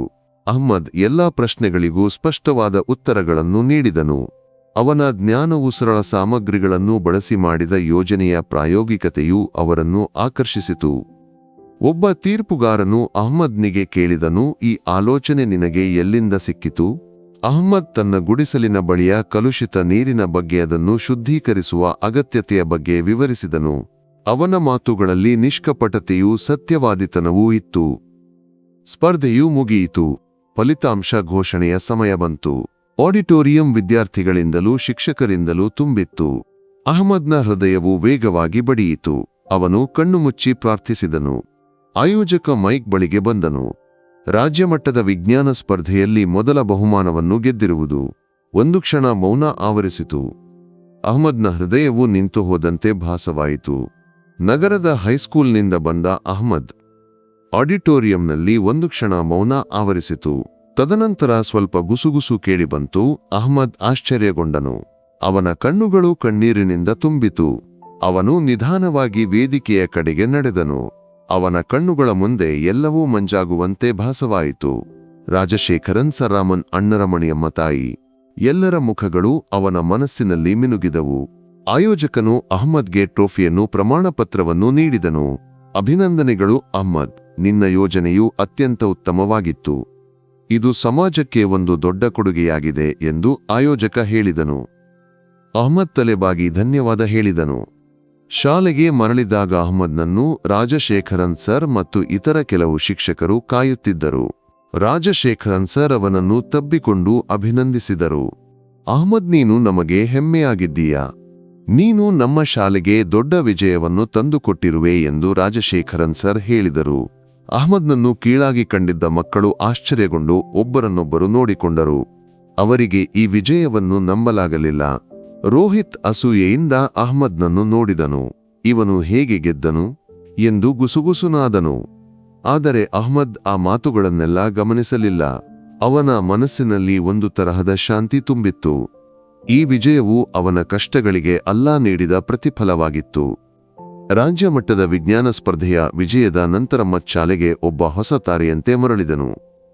ಅವನ ಹಳೆಯ ಯೂನಿಫಾರ್ಮ್ ಮತ್ತು ಕಿತ್ತ ಸಿಡಿಲುಗಳು ಈಗಲೂ ಅದೇ ರೀತಿಯಲ್ಲಿದ್ದವು. ಆದರೆ ಈಗ ಅವನನ್ನು ನೋಡುವ ಕಣ್ಣುಗಳಲ್ಲಿ ತಾತ್ಸಾರದ ಬದಲು ಆಶ್ಚರ್ಯವೂ ಗೌರವವೂ ತುಂಬಿತ್ತು. ಕೆಲವರಿಗೆ ಈಗಲೂ ನಂಬಲಾಗದೇ ಇದ್ದಿತು, ತಾವು ಕೀಳಾಗಿ ಕಂಡಿದ್ದ ಆ ಬಡವನಾದ ಹುಡುಗನಿಗೆ ಇಂತಹ ವಿಜಯವನ್ನು ಸಾಧಿಸಲು ಸಾಧ್ಯವಾಯಿತೆಂದು. ಕ್ಲಾಸ್ರೂಮ್ಗೆ ಅವನು ಪ್ರವೇಶಿಸಿದಾಗ ಅಪರೂಪದ ಮೌನವು ಆವರಿಸಿತು. ರೋಹಿತ್ ಅಸೂಯೆಯಿಂದ ಅವನನ್ನು ನೋಡಿದನು. ಅವನ ಸ್ನೇಹಿತರು ಗುಸುಗುಸುನಾದರು. ಅಹ್ಮದ್ ಎಂದಿನಂತೆ ತನ್ನ ಇಷ್ಟದ ಕೊನೆಯ ಬೆಂಚ್ನ ಸೀಟಿನಲ್ಲಿ ಕುಳಿತನು. ಅವನ ಮನಸ್ಸಿನಲ್ಲಿ ಯಾವುದೇ ಭಾವನೆಯ ಬದಲಾವಣೆ ಇರಲಿಲ್ಲ. ಈ ವಿಜಯವು ಅವನನ್ನು ಅಹಂಕಾರಿಯನ್ನಾಗಿಸಲಿಲ್ಲ, ಬದಲಾಗಿ ಇನ್ನಷ್ಟು ವಿನಯಶೀಲನನ್ನಾಗಿಸಿತು. ಮರುದಿನ ಬೆಳಿಗ್ಗೆ ಶಾಲೆಯ ಸಭೆಯಲ್ಲಿ ಪ್ರಾಂಶುಪಾಲ ರಾಜಶೇಖರನ್ ಸರ್ ಅಹ್ಮದ್ನ ವಿಜಯದ ಬಗ್ಗೆ ಘೋಷಿಸಿದರು. ನಮ್ಮ ಶಾಲೆಗೆ ಹೆಮ್ಮೆಯಾದ ಒಂದು ಸುದ್ದಿ ಇದೆ. ನಮ್ಮ ವಿದ್ಯಾರ್ಥಿ ಅಹ್ಮದ್ ರಾಜ್ಯ ಮಟ್ಟದ ವಿಜ್ಞಾನ ಸ್ಪರ್ಧೆಯಲ್ಲಿ ಮೊದಲ ಬಹುಮಾನವನ್ನು ಗೆದ್ದಿದ್ದಾನೆ ಎಂದು ರಾಜಶೇಖರನ್ ಸರ್ ಘೋಷಿಸಿದರು. ವಿದ್ಯಾರ್ಥಿಗಳಲ್ಲಿ ಸ್ವಲ್ಪ ಗುಸುಗುಸು ಕೇಳಿಬಂತು. ಅನೇಕರಿಗೆ ಈ ಸುದ್ದಿಯನ್ನು ನಂಬಲಾಗದೇ ಇದ್ದಿತು. ರಾಜಶೇಖರನ್ ಸರ್ ಮುಂದುವರೆದರು. ಅಹ್ಮದ್ ವೇದಿಕೆಗೆ ಬರಲಿ. ಅಹ್ಮದ್ ನಿಧಾನವಾಗಿ ತಲೆಬಾಗಿ ವೇದಿಕೆಗೆ ನಡೆದನು. ಅವನ ಪ್ರತಿಯೊಂದು ಹೆಜ್ಜೆಯಲ್ಲೂ ದೃಢನಿಶ್ಚಯವಿತ್ತು. ವೇದಿಕೆಗೆ ತಲುಪಿದಾಗ ರಾಜಶೇಖರನ್ ಸರ್ ಅವನನ್ನು ತಬ್ಬಿಕೊಂಡರು. ಅಹ್ಮದ್ ನಮಗೆ ಎಲ್ಲರಿಗೂ ಒಂದು ಮಾದರಿಯಾಗಿದ್ದಾನೆ ಎಂದು ರಾಜಶೇಖರನ್ ಸರ್ ಮೈಕ್ ಮೂಲಕ ಹೇಳಿದರು. ಅವನ ಕಠಿಣ ಪರಿಶ್ರಮವೂ ಸಮರ್ಪಣೆಯೂ ಈ ವಿಜಯದ ಹಿಂದಿದೆ. ಬಡತನವೋ ಸಂದರ್ಭಗಳೋ ಒಬ್ಬ ವ್ಯಕ್ತಿಯ ಸಾಮರ್ಥ್ಯವನ್ನು ಅಳೆಯುವ ಮಾನದಂಡಗಳಲ್ಲ ಎಂದು ಅಹ್ಮದ್ ನಮಗೆ ತೋರಿಸಿಕೊಟ್ಟಿದ್ದಾನೆ. ಪ್ರತಿಯೊಬ್ಬ ವಿದ್ಯಾರ್ಥಿಯಲ್ಲೂ ಅವರದೇ ಆದ ಕೌಶಲ್ಯವಿದೆ. ಅದನ್ನು ಗುರುತಿಸಿ ಪ್ರೋತ್ಸಾಹಿಸುವುದು ನಮ್ಮ ಕರ್ತವ್ಯ. ಇನ್ನು ಮುಂದೆ ನಮ್ಮ ಶಾಲೆಯಲ್ಲಿ ಯಾವುದೇ ಮಗುವಿನ ಬಡತನದ ಕಾರಣಕ್ಕಾಗಲಿ ಬೇರೆ ಯಾವ ಕಾರಣಕ್ಕಾಗಲಿ ಕೀಳಾಗಿ ಕಾಣಲ್ಪಡುವುದಿಲ್ಲ. ಪ್ರತಿಯೊಬ್ಬ ಮಗುವಿಗೂ ಸಮಾನವಾದ ಗೌರವ ಸಿಗುವುದು. ರಾಜಶೇಖರನ್ ಸರ್ನ ಮಾತುಗಳು ವಿದ್ಯಾರ್ಥಿಗಳ ಮೇಲೂ ಶಿಕ್ಷಕರ ಮೇಲೂ ಒಂದೇ ರೀತಿಯಲ್ಲಿ ಪರಿಣಾಮ ಬೀರಿತು. ರೋಹಿತ್ ಮತ್ತು ಅವನ ಸ್ನೇಹಿತರು ತಲೆ ತಗ್ಗಿಸಿದರು. ಅಹ್ಮದ್ ತಲೆ ಎತ್ತಿ ನೋಡಿದನು. ಅವನ ಕಣ್ಣುಗಳಲ್ಲಿ ಒಂದು ತರಹದ ಶಾಂತಿ ತುಂಬಿತ್ತು. ಈ ಕ್ಷಣವು ಅವನ ಕಷ್ಟಗಳಿಗೆ ಅಲ್ಲಾ ನೀಡಿದ ಪ್ರತಿಫಲವಾಗಿತ್ತು. ಆ ದಿನದಿಂದ ಶಾಲೆಯ ವಾತಾವರಣವು ನಿಧಾನವಾಗಿ ಬದಲಾಗಲು ಆರಂಭವಾಯಿತು. ಅಹ್ಮದ್ನೊಂದಿಗಿನ ಮಕ್ಕಳ ಸಮೀಪದಲ್ಲಿ ಬದಲಾವಣೆ ಬಂತು. ಕೆಲವರು ಅವನೊಂದಿಗೆ ಮಾತನಾಡಲು ಆರಂಭಿಸಿದರು, ಸಂಶಯಗಳನ್ನು ಕೇಳಿದರು. ಅವನು ಎಲ್ಲರೊಂದಿಗೂ ಪ್ರೀತಿಯಿಂದಲೂ ವಿನಯದಿಂದಲೂ ವರ್ತಿಸಿದನು. ಅವನ ಸರಳತೆಯು ಅನೇಕರನ್ನು ಆಕರ್ಷಿಸಿತು. ಒಂದು ದಿನ ಗಣಿತ ತರಗತಿಯಲ್ಲಿ ಹೊಸ ಪಾಠವೊಂದನ್ನು ಕಲಿಸಲಾಗುತ್ತಿತ್ತು. ರೋಹಿತ್ಗೆ ಆ ಪಾಠವು ಅರ್ಥವಾಗಲಿಲ್ಲ. ಅವನು ನಿರಾಸೆಯಿಂದ ಕುಳಿತಿದ್ದನು. ಅಹ್ಮದ್ ಅದನ್ನು ಗಮನಿಸಿದನು. ತರಗತಿ ಮುಗಿದ ನಂತರ ಅಹ್ಮದ್ ರೋಹಿತ್ನ ಬಳಿಗೆ ಹೋದನು. ರೋಹಿತ್, ನಿನಗೆ ಯಾವುದೇ ಸಂಶಯವಿದೆಯೇ ಎಂದು ನಿಧಾನವಾಗಿ ಕೇಳಿದನು. ರೋಹಿತ್ ಆಶ್ಚರ್ಯದಿಂದ ಅಹ್ಮದ್ನನ್ನು ನೋಡಿದನು. ಅವನ ಮನಸ್ಸಿನಲ್ಲಿ ಒಂದು ತರಹದ ಲಜ್ಜೆಯಾಯಿತು. ತಾನು ಇಷ್ಟು ಕಾಲ ಕೀಳಾಗಿ ಕಂಡಿದ್ದವನೇ ಈಗ ತನ್ನನ್ನು ಸಹಾಯ ಮಾಡಲು ಬಂದಿರುವನು. ನನಗೆ ಈ ಗಣಿತವು ಅರ್ಥವಾಗಲಿಲ್ಲ ಎಂದು ರೋಹಿತ್ ನಿಧಾನವಾಗಿ ಹೇಳಿದನು. ಅಹ್ಮದ್ ಅವನಿಗೆ ಸಹಾಯ ಮಾಡಲು ಆರಂಭಿಸಿದನು. ಸರಳ ಭಾಷೆಯಲ್ಲಿ ಸ್ಪಷ್ಟವಾಗಿ ಗಣಿತವನ್ನು ವಿವರಿಸಿದನು. ರೋಹಿತ್ಗೆ ಅದು ತಕ್ಷಣವೇ ಅರ್ಥವಾಯಿತು. ಧನ್ಯವಾದ ಅಹ್ಮದ್ ಎಂದು ರೋಹಿತ್ ಹೇಳಿದನು. ಅವನ ಧ್ವನಿಯಲ್ಲಿ ಪ್ರಾಮಾಣಿಕತೆ ಇತ್ತು. ಅಹ್ಮದ್ ನಕ್ಕನು. ಅವನ ಮನಸ್ಸಿನಲ್ಲಿ ಸಂತೋಷವಾಯಿತು. ಶಾಲೆಯ ನಂತರ ಅಹ್ಮದ್ ಎಂದಿನಂತೆ ರಾಮನ್ ಅಣ್ಣನನ್ನು ರಮಣಿಯಮ್ಮನನ್ನು ಭೇಟಿಯಾಗಲು ಹೋದನು. ಅವನ ವಿಜಯವು ಅವರನ್ನು ಅತೀವ ಸಂತೋಷಗೊಳಿಸಿತ್ತು. ಮಗ, ನೀನು ನಮ್ಮೆಲ್ಲರ ಹೆಮ್ಮೆಯಾಗಿದ್ದೀಯ ಎಂದು ರಾಮನ್ ಅಣ್ಣ ಹೇಳಿದರು. ರಮಣಿಯಮ್ಮ ಅವನನ್ನು ತಬ್ಬಿಕೊಂಡು ಮುದ್ದಿಸಿದರು. ಅಲ್ಲ, ನಿನ್ನನ್ನು ಆಶೀರ್ವದಿಸಲಿ ಮಗ ಎಂದು ಅವರು ಪ್ರಾರ್ಥಿಸಿದರು. ಅವರ ಪ್ರೀತಿಯು ಅಹ್ಮದ್ಗೆ ದೊಡ್ಡ ಶಕ್ತಿಯಾಗಿತ್ತು. ರಾತ್ರಿಯಲ್ಲಿ ತನ್ನ ಗುಡಿಸಲಿನ ಮೂಲೆಯಲ್ಲಿ ಕುಳಿತು ಅಹ್ಮದ್ ಪುಸ್ತಕಗಳನ್ನು ಓದಿದನು. ಹೊರಗಡೆ ಸ್ವಲ್ಪ ಚಂದ್ರ ಬೆಳಕಿತ್ತು. ಅವನ ಮನಸ್ಸಿನಲ್ಲಿ ಒಂದು ತರಹದ ಶಾಂತಿ ತುಂಬಿತ್ತು. ತನ್ನ ಜೀವನದಲ್ಲಿ ಸಂಭವಿಸಿದ ಬದಲಾವಣೆಗಳ ಬಗ್ಗೆ ಅವನು ಆಲೋಚಿಸಿದನು. ಬಡತನವು, ಗೇಲಿಗಳು ತುಂಬಿದ್ದ ಅವನ ಜೀವನಕ್ಕೆ ಬೆಳಕನ್ನು ತಂದಿದ್ದವರು ರಾಜಶೇಖರನ್ ಸರ್. ಆದರೆ ಈ ಬೆಳಕನ್ನು ಕಾಪಾಡಿಕೊಳ್ಳುವುದು ತನ್ನ ಕರ್ತವ್ಯವೆಂದು ಅವನಿಗೆ ಗೊತ್ತಿತ್ತು. ಅವನು ಕಣ್ಣು ಮುಚ್ಚಿ ಪ್ರಾರ್ಥಿಸಿದನು, ಅಲ್ಲಾ, ನೀನು ಯಾವಾಗಲೂ ನನ್ನೊಂದಿಗೆ ಇರಬೇಕು. ಅಹ್ಮದ್ನ ಜೀವನವು ನಿಧಾನವಾಗಿ ಒಂದು ಹೊಸಲಯಕ್ಕೆ ತಿರುಗಿತು. ಶಾಲೆಯಲ್ಲಿ ಅವನು ಈಗ ಒಂಟಿಯಾಗಿರಲಿಲ್ಲ. ರೋಹಿತ್ ಕೂಡ ಅವನೊಂದಿಗೆ ಸ್ನೇಹವನ್ನು ಆರಂಭಿಸಿದನು. ಗಣಿತದಲ್ಲಿ ಸಂಶಯವಿದ್ದಾಗ ರೋಹಿತ್ ಅಹ್ಮದ್ನನ್ನು ಸಂಪರ್ಕಿಸಿದನು. ಅಹ್ಮದ್ ಅವನಿಗೆ ಸಹಾಯ ಮಾಡಲು ಹಿಂಜರಿಯಲಿಲ್ಲ. ಅವರ ಸ್ನೇಹವು ನಿಧಾನವಾಗಿ ಬೆಳೆಯಿತು. ತರಗತಿಯ ಇತರ ಮಕ್ಕಳು ಕೂಡ ಅಹ್ಮದ್ನೊಂದಿಗೆ ಗೌರವದಿಂದ ವರ್ತಿಸಿದರು. ಅವನ ಸರಳತೆಯೂ ವಿನಯವೂ ಅವರನ್ನು ಆಕರ್ಷಿಸಿತು. ರಾಜಶೇಖರನ್ ಸರ್ ಅಹ್ಮದ್ಗೆ ಎಲ್ಲ ಬೆಂಬಲವನ್ನು ನೀಡಿದರು. ಅವರ ಕಚೇರಿಯ ಗ್ರಂಥಾಲಯವನ್ನು ಅಹ್ಮದ್ಗೆ ತೆರೆದಿಟ್ಟರು. ಅಲ್ಲಿಂದ ಅವನು ಹೊಸ ಪುಸ್ತಕಗಳನ್ನು ಓದಿದನು. ಜ್ಞಾನವನ್ನು ಪಡೆಯುವ ಅವನ ಆಸೆಯು ಹೆಚ್ಚಾಯಿತು. ವಿಜ್ಞಾನದಲ್ಲೂ ಗಣಿತದಲ್ಲೂ ಅವನು ಇನ್ನಷ್ಟು ಶ್ರೇಷ್ಠತೆಯನ್ನು ಸಾಧಿಸಿದನು. ಶಿಕ್ಷಕರು ಅವನನ್ನು ವಿಶೇಷವಾಗಿ ಗಮನಿಸಿದರು. ಒಂದು ದಿನ ಶಾಲೆಯಲ್ಲಿ ಹೊಸ ಘೋಷಣೆಯೊಂದಿತ್ತು. ನಗರದ ಪ್ರಮುಖ ಶಾಲೆಗಳು ಭಾಗವಹಿಸುವ ಒಂದು ಅಂತರ್ಶಾಲಾ ಕ್ವಿಜ್ ಸ್ಪರ್ಧೆ. ಈ ಸ್ಪರ್ಧೆಯು ಶಾಲೆಯ ಅಭಿಮಾನದ ಪ್ರಶ್ನೆಯಾಗಿತ್ತು.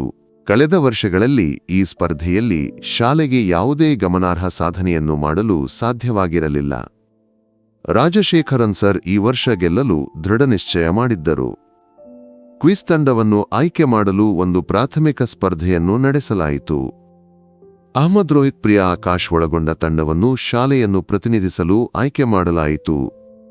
ಅಹ್ಮದ್ ಈ ತಂಡದಲ್ಲಿ ಸೇರಿರುವುದು ಅನೇಕರಿಗೆ ಆಶ್ಚರ್ಯವಾಯಿತು. ರೋಹಿತ್ಗೆ ಅಹ್ಮದ್ನ ಬಗ್ಗೆ ಅಸೂಯೆಯಾದರೂ ಅವನ ಸಾಮರ್ಥ್ಯವನ್ನು ಅವನಿಗೆ ಗೊತ್ತಿತ್ತು. ಕ್ವಿಜ್ ಸ್ಪರ್ಧೆಗೆ ತಯಾರಿ ಆರಂಭವಾಯಿತು. ಪ್ರತಿದಿನ ಶಾಲೆ ಮುಗಿದ ನಂತರ ತಂಡದ ಸದಸ್ಯರು ಒಟ್ಟಿಗೆ ಓದಿದರು. ಅಹ್ಮದ್ನ ಜ್ಞಾನವು ಎಲ್ಲರನ್ನೂ ಆಶ್ಚರ್ಯಗೊಳಿಸಿತು. ಇತಿಹಾಸ, ಭೂಗೋಳ, ವಿಜ್ಞಾನ, ಸಾಹಿತ್ಯ ಎಲ್ಲ ವಿಷಯಗಳಲ್ಲೂ ಅವನಿಗೆ ಒಳ್ಳೆಯ ಜ್ಞಾನವಿತ್ತು. ಅವನ ಸ್ಮರಣಶಕ್ತಿಯೂ ವೇಗವೂ ತಂಡಕ್ಕೆ ದೊಡ್ಡ ಕೊಡುಗೆಯಾಯಿತು. ರೋಹಿತ್ ಕೂಡ ಅಹ್ಮದ್ನ ಜ್ಞಾನವನ್ನು ಒಪ್ಪಿಕೊಂಡನು. ಅಹ್ಮದ್, ನೀನಿಲ್ಲದಿದ್ದರೆ ಈ ಸ್ಪರ್ಧೆಯಲ್ಲಿ ಗೆಲ್ಲಲು ನಮಗೆ ಸಾಧ್ಯವಾಗುತ್ತಿರಲಿಲ್ಲ ಎಂದು ರೋಹಿತ್ ಹೇಳಿದನು. ಅಹ್ಮದ್ ನಕ್ಕನು. ಸ್ಪರ್ಧೆಯ ಹಿಂದಿನ ದಿನ ಅಹ್ಮದ್ ಎಂದಿನಂತೆ ರಾಮನ್ ಅಣ್ಣನನ್ನು, ರಮಣಿಯಮ್ಮನನ್ನು ಭೇಟಿಯಾಗಲು ಹೋದನು. ತನ್ನ ಕ್ವಿಜ್ ಸ್ಪರ್ಧೆಯ ಬಗ್ಗೆ ಅವರಿಗೆ ಹೇಳಿದನು. ಮಗಲ್ಲ, ನಿನ್ನೊಂದಿಗೆ ಇರುವನು. ನೀನು ಖಂಡಿತವಾಗಿಯೂ ಗೆಲ್ಲುವೆ ಎಂದು ರಮಣಿಯಮ್ಮ ಅವನನ್ನು ಆಶೀರ್ವದಿಸಿದರು. ರಾಮನ್ ಅಣ್ಣ ಒಂದು ಗ್ಲಾಸ್ ಚಹಾವನ್ನು ನೀಡಿದರು. ಅವರ ಪ್ರಾರ್ಥನೆಗಳು ಅವನಿಗೆ ದೊಡ್ಡ ಶಕ್ತಿಯಾಗಿತ್ತು. ಸ್ಪರ್ಧೆಯ ದಿನ ಬಂತು. ನಗರದ ಅತಿದೊಡ್ಡ ಆಡಿಟೋರಿಯಂನಲ್ಲಿ ಸ್ಪರ್ಧೆಯು ನಡೆಯಿತು. ನೂರಾರು ವಿದ್ಯಾರ್ಥಿಗಳು, ಶಿಕ್ಷಕರು, ಪೋಷಕರು ಒಟ್ಟಾಗಿದ್ದರು. ಪ್ರತಿಯೊಂದು ಶಾಲೆಯೂ ತಮ್ಮ ತಂಡವನ್ನು ಹೆಮ್ಮೆಯಿಂದ ಪರಿಚಯಿಸಿತು. ಅಹ್ಮದ್ ಮತ್ತು ತಂಡದ ಸದಸ್ಯರು ವೇದಿಕೆಗೆ ನಡೆದರು. ಅವರ ಮನಸ್ಸಿನಲ್ಲಿ ಸ್ವಲ್ಪ ಭಯವೂ ಅದಕ್ಕಿಂತ ಹೆಚ್ಚಿನ ದೃಢನಿಶ್ಚಯವೂ ತುಂಬಿತ್ತು. ಸ್ಪರ್ಧೆ ಆರಂಭವಾಯಿತು. ಮೊದಲ ಸುತ್ತುಗಳಲ್ಲಿ ಅಹ್ಮದ್ನ ತಂಡವು ಉತ್ತಮ ಪ್ರದರ್ಶನವನ್ನು ಕಾಣಿಸಿತು. ಅಹ್ಮದ್ನ ವೇಗವೂ ನಿಖರತೆಯೂ ಎಲ್ಲರನ್ನೂ ಆಶ್ಚರ್ಯಗೊಳಿಸಿತು. ಪ್ರತಿಯೊಂದು ಪ್ರಶ್ನೆಗೂ ಅವನು ನಿಖರವಾದ ಉತ್ತರವನ್ನು ನೀಡಿದನು. ರೋಹಿತ್, ಪ್ರಿಯಾ, ಆಕಾಶ್ ಅವನಿಗೆ ಪೂರ್ಣ ಬೆಂಬಲವನ್ನು ನೀಡಿದರು. ಸ್ಪರ್ಧೆಯು ಕೊನೆಯ ಸುತ್ತುಗಳಿಗೆ ಕಾಲಿಟ್ಟಿತು. ಸ್ಕೋರ್ ಬೋರ್ಡ್ನಲ್ಲಿ ಅಹ್ಮದ್ನ ತಂಡವು ಇನ್ನೊಂದು ಪ್ರಮುಖ ಶಾಲೆಯ ತಂಡವು ಒಂದೇ ಸಮನಾಗಿದ್ದವು. ಕೊನೆಯ ಪ್ರಶ್ನೆ ಒಂದು ಟೈ ಬ್ರೇಕರ್ ಪ್ರಶ್ನೆಯು ಬಹಳ ಕಠಿಣವಾಗಿತ್ತು. ಸಮಯ ಕಡಿಮೆಯಿತ್ತು. ಅಹ್ಮದ್ನ ತಂಡದ ಸದಸ್ಯರು ಒಬ್ಬರನ್ನೊಬ್ಬರು ನೋಡಿಕೊಂಡರು. ಅವರಿಗೆ ಉತ್ತರ ಕಂಡುಕೊಳ್ಳಲಾಗಲಿಲ್ಲ. ಅಹ್ಮದ್ ಒಂದು ಕ್ಷಣ ಕಣ್ಣು ಮುಚ್ಚಿದನು. ಅವನ ಮನಸ್ಸಿನಲ್ಲಿ ತಾಯಿಯ ಮಾತುಗಳು ಮೊಳಗಿದವು. ಅಲ್ಲಾಹ್ ಕ್ಷಮಾಶೀಲರೊಂದಿಗೆ ಇದ್ದಾನೆ. ಅವನು ದೇವರಿಗೆ ಪ್ರಾರ್ಥಿಸಿದನು. ಇದ್ದಕ್ಕಿದ್ದಂತೆ ಅವನ ಮನಸ್ಸಿನಲ್ಲಿ ಒಂದು ಉತ್ತರವು ಮಿನುಗಿತು. ಅವನು ಕೈ ಎತ್ತಿದನು. ಅಹ್ಮದ್, ನಿನಗೆ ಉತ್ತರವಿದೆಯೇ ಎಂದು ಕ್ವಿಜ್ ಮಾಸ್ಟರ್ ಕೇಳಿದನು. ಅಹ್ಮದ್ ತಲೆಯಾಡಿಸಿದನು. ಅವನು ಉತ್ತರವನ್ನು ಹೇಳಿದನು. ಆಡಿಟೋರಿಯಂನಲ್ಲಿ ಒಂದು ಮೌನ ಆವರಿಸಿತು. ಎಲ್ಲರೂ ಕ್ವಿಜ್ ಮಾಸ್ಟರ್ನ ಕಡೆಗೆ ಆತಂಕದಿಂದ ನೋಡಿದರು. ಸರಿಯಾದ ಉತ್ತರ ಎಂದು ಕ್ವಿಜ್ ಮಾಸ್ಟರ್ ಘೋಷಿಸಿದನು. ಆಡಿಟೋರಿಯಂ ಕರತಾಡನದಿಂದ ತುಂಬಿತು. ಅಹ್ಮದ್ನ ತಂಡವು ಗೆದ್ದಿತ್ತು. ರಾಜಶೇಖರನ್ ಸರ್ ಸಂತೋಷದಿಂದ ತುಂಬಿದರು. ಅವರ ಕಣ್ಣುಗಳು ಕಣ್ಣೀರಿನಿಂದ ತುಂಬಿತ್ತು. ಅಹ್ಮದ್ನ ತಂಡದ ಸದಸ್ಯರು ಅವನನ್ನು ತಬ್ಬಿಕೊಂಡು ಸಂತೋಷವನ್ನು ಹಂಚಿಕೊಂಡರು. ಅಹ್ಮದ್ ಟ್ರೋಫಿಯನ್ನು ಏರಿಕೆ ಮಾಡಿದನು. ಅವನ ಕಣ್ಣುಗಳಲ್ಲಿ ಸಂತೋಷವೂ ತೃಪ್ತಿಯೂ ತುಂಬಿತ್ತು. ಈ ವಿಜಯವು ಅವನಿಗೆ ಕೇವಲ ಒಂದು ಸ್ಪರ್ಧೆಯ ಗೆಲುವಾಗಿರಲಿಲ್ಲ. ಅದು ಅವನ ಕಷ್ಟಗಳಿಗೂ ಗೇಲಿಗಳಿಗೂ ನಿಶಬ್ದವಾದ ಹೋರಾಟಗಳಿಗೂ ಸಿಕ್ಕ ಉತ್ತರವಾಗಿತ್ತು. ಅವನು ತೋರಿಸಿಕೊಟ್ಟನು, ಬಡತನವು ಒಂದು ಕೊರತೆಯಲ್ಲ, ಕಠಿಣ ಪರಿಶ್ರಮವೂ ವಿಶ್ವಾಸವೂ ಇದ್ದರೆ ಯಾರಾದರೂ ವಿಜಯವನ್ನು ಸಾಧಿಸಬಹುದೆಂದು. ಅಂತರ್ಶಾಲಾ ಕ್ವಿಜ್ ಸ್ಪರ್ಧೆಯ ವಿಜಯವು ಶಾಲೆಗೆ ಒಂದು ಹೊಸ ಉತ್ಸಾಹವನ್ನು ನೀಡಿತು. ಅಹ್ಮದ್ ಮತ್ತು ತಂಡದ ಸದಸ್ಯರು ಶಾಲೆಗೆ ವೀರನಾಯಕರಂತೆ ಮರಳಿದರು. ರಾಜಶೇಖರನ್ ಸರ್ ಅವರನ್ನು ಎದೆಗೊಡ್ಡಿಕೊಂಡು ಅಭಿನಂದಿಸಿದರು. ಶಾಲೆಯ ಎಲ್ಲ ಮಕ್ಕಳು, ಶಿಕ್ಷಕರು ಅವರನ್ನು ಗೌರವದಿಂದ ನೋಡಿದರು. ಅಹ್ಮದ್ನನ್ನು ಕೀಳಾಗಿ ಕಂಡಿದ್ದ ರೋಹಿತ್ ಕೂಡ ಈಗ ಅವನೊಂದಿಗೆ ಪ್ರಾಮಾಣಿಕ ಗೌರವವನ್ನು ತೋರಿಸಿದನು. ಅಹ್ಮದ್ನಿಲ್ಲದಿದ್ದರೆ ಈ ವಿಜಯವನ್ನು ಸಾಧಿಸಲು ನಮಗೆ ಸಾಧ್ಯವಾಗುತ್ತಿರಲಿಲ್ಲ ಎಂದು ರೋಹಿತ್ ಹೇಳಿದನು. ಅವನ ಮಾತುಗಳಲ್ಲಿ ಪ್ರಾಮಾಣಿಕತೆ ಇತ್ತು. ಅಹ್ಮದ್ನ ವಿಜಯವು ಶಾಲೆಯ ಇತಿಹಾಸದಲ್ಲಿ ಒಂದು ಮೈಲಿಗಲ್ಲಾಯಿತು. ಪತ್ರಿಕೆಗಳಲ್ಲೂ ಸ್ಥಳೀಯ ಚಾನೆಲ್ಗಳಲ್ಲೂ ಅವನ ಸುದ್ದಿಯು ಪ್ರಕಟವಾಯಿತು.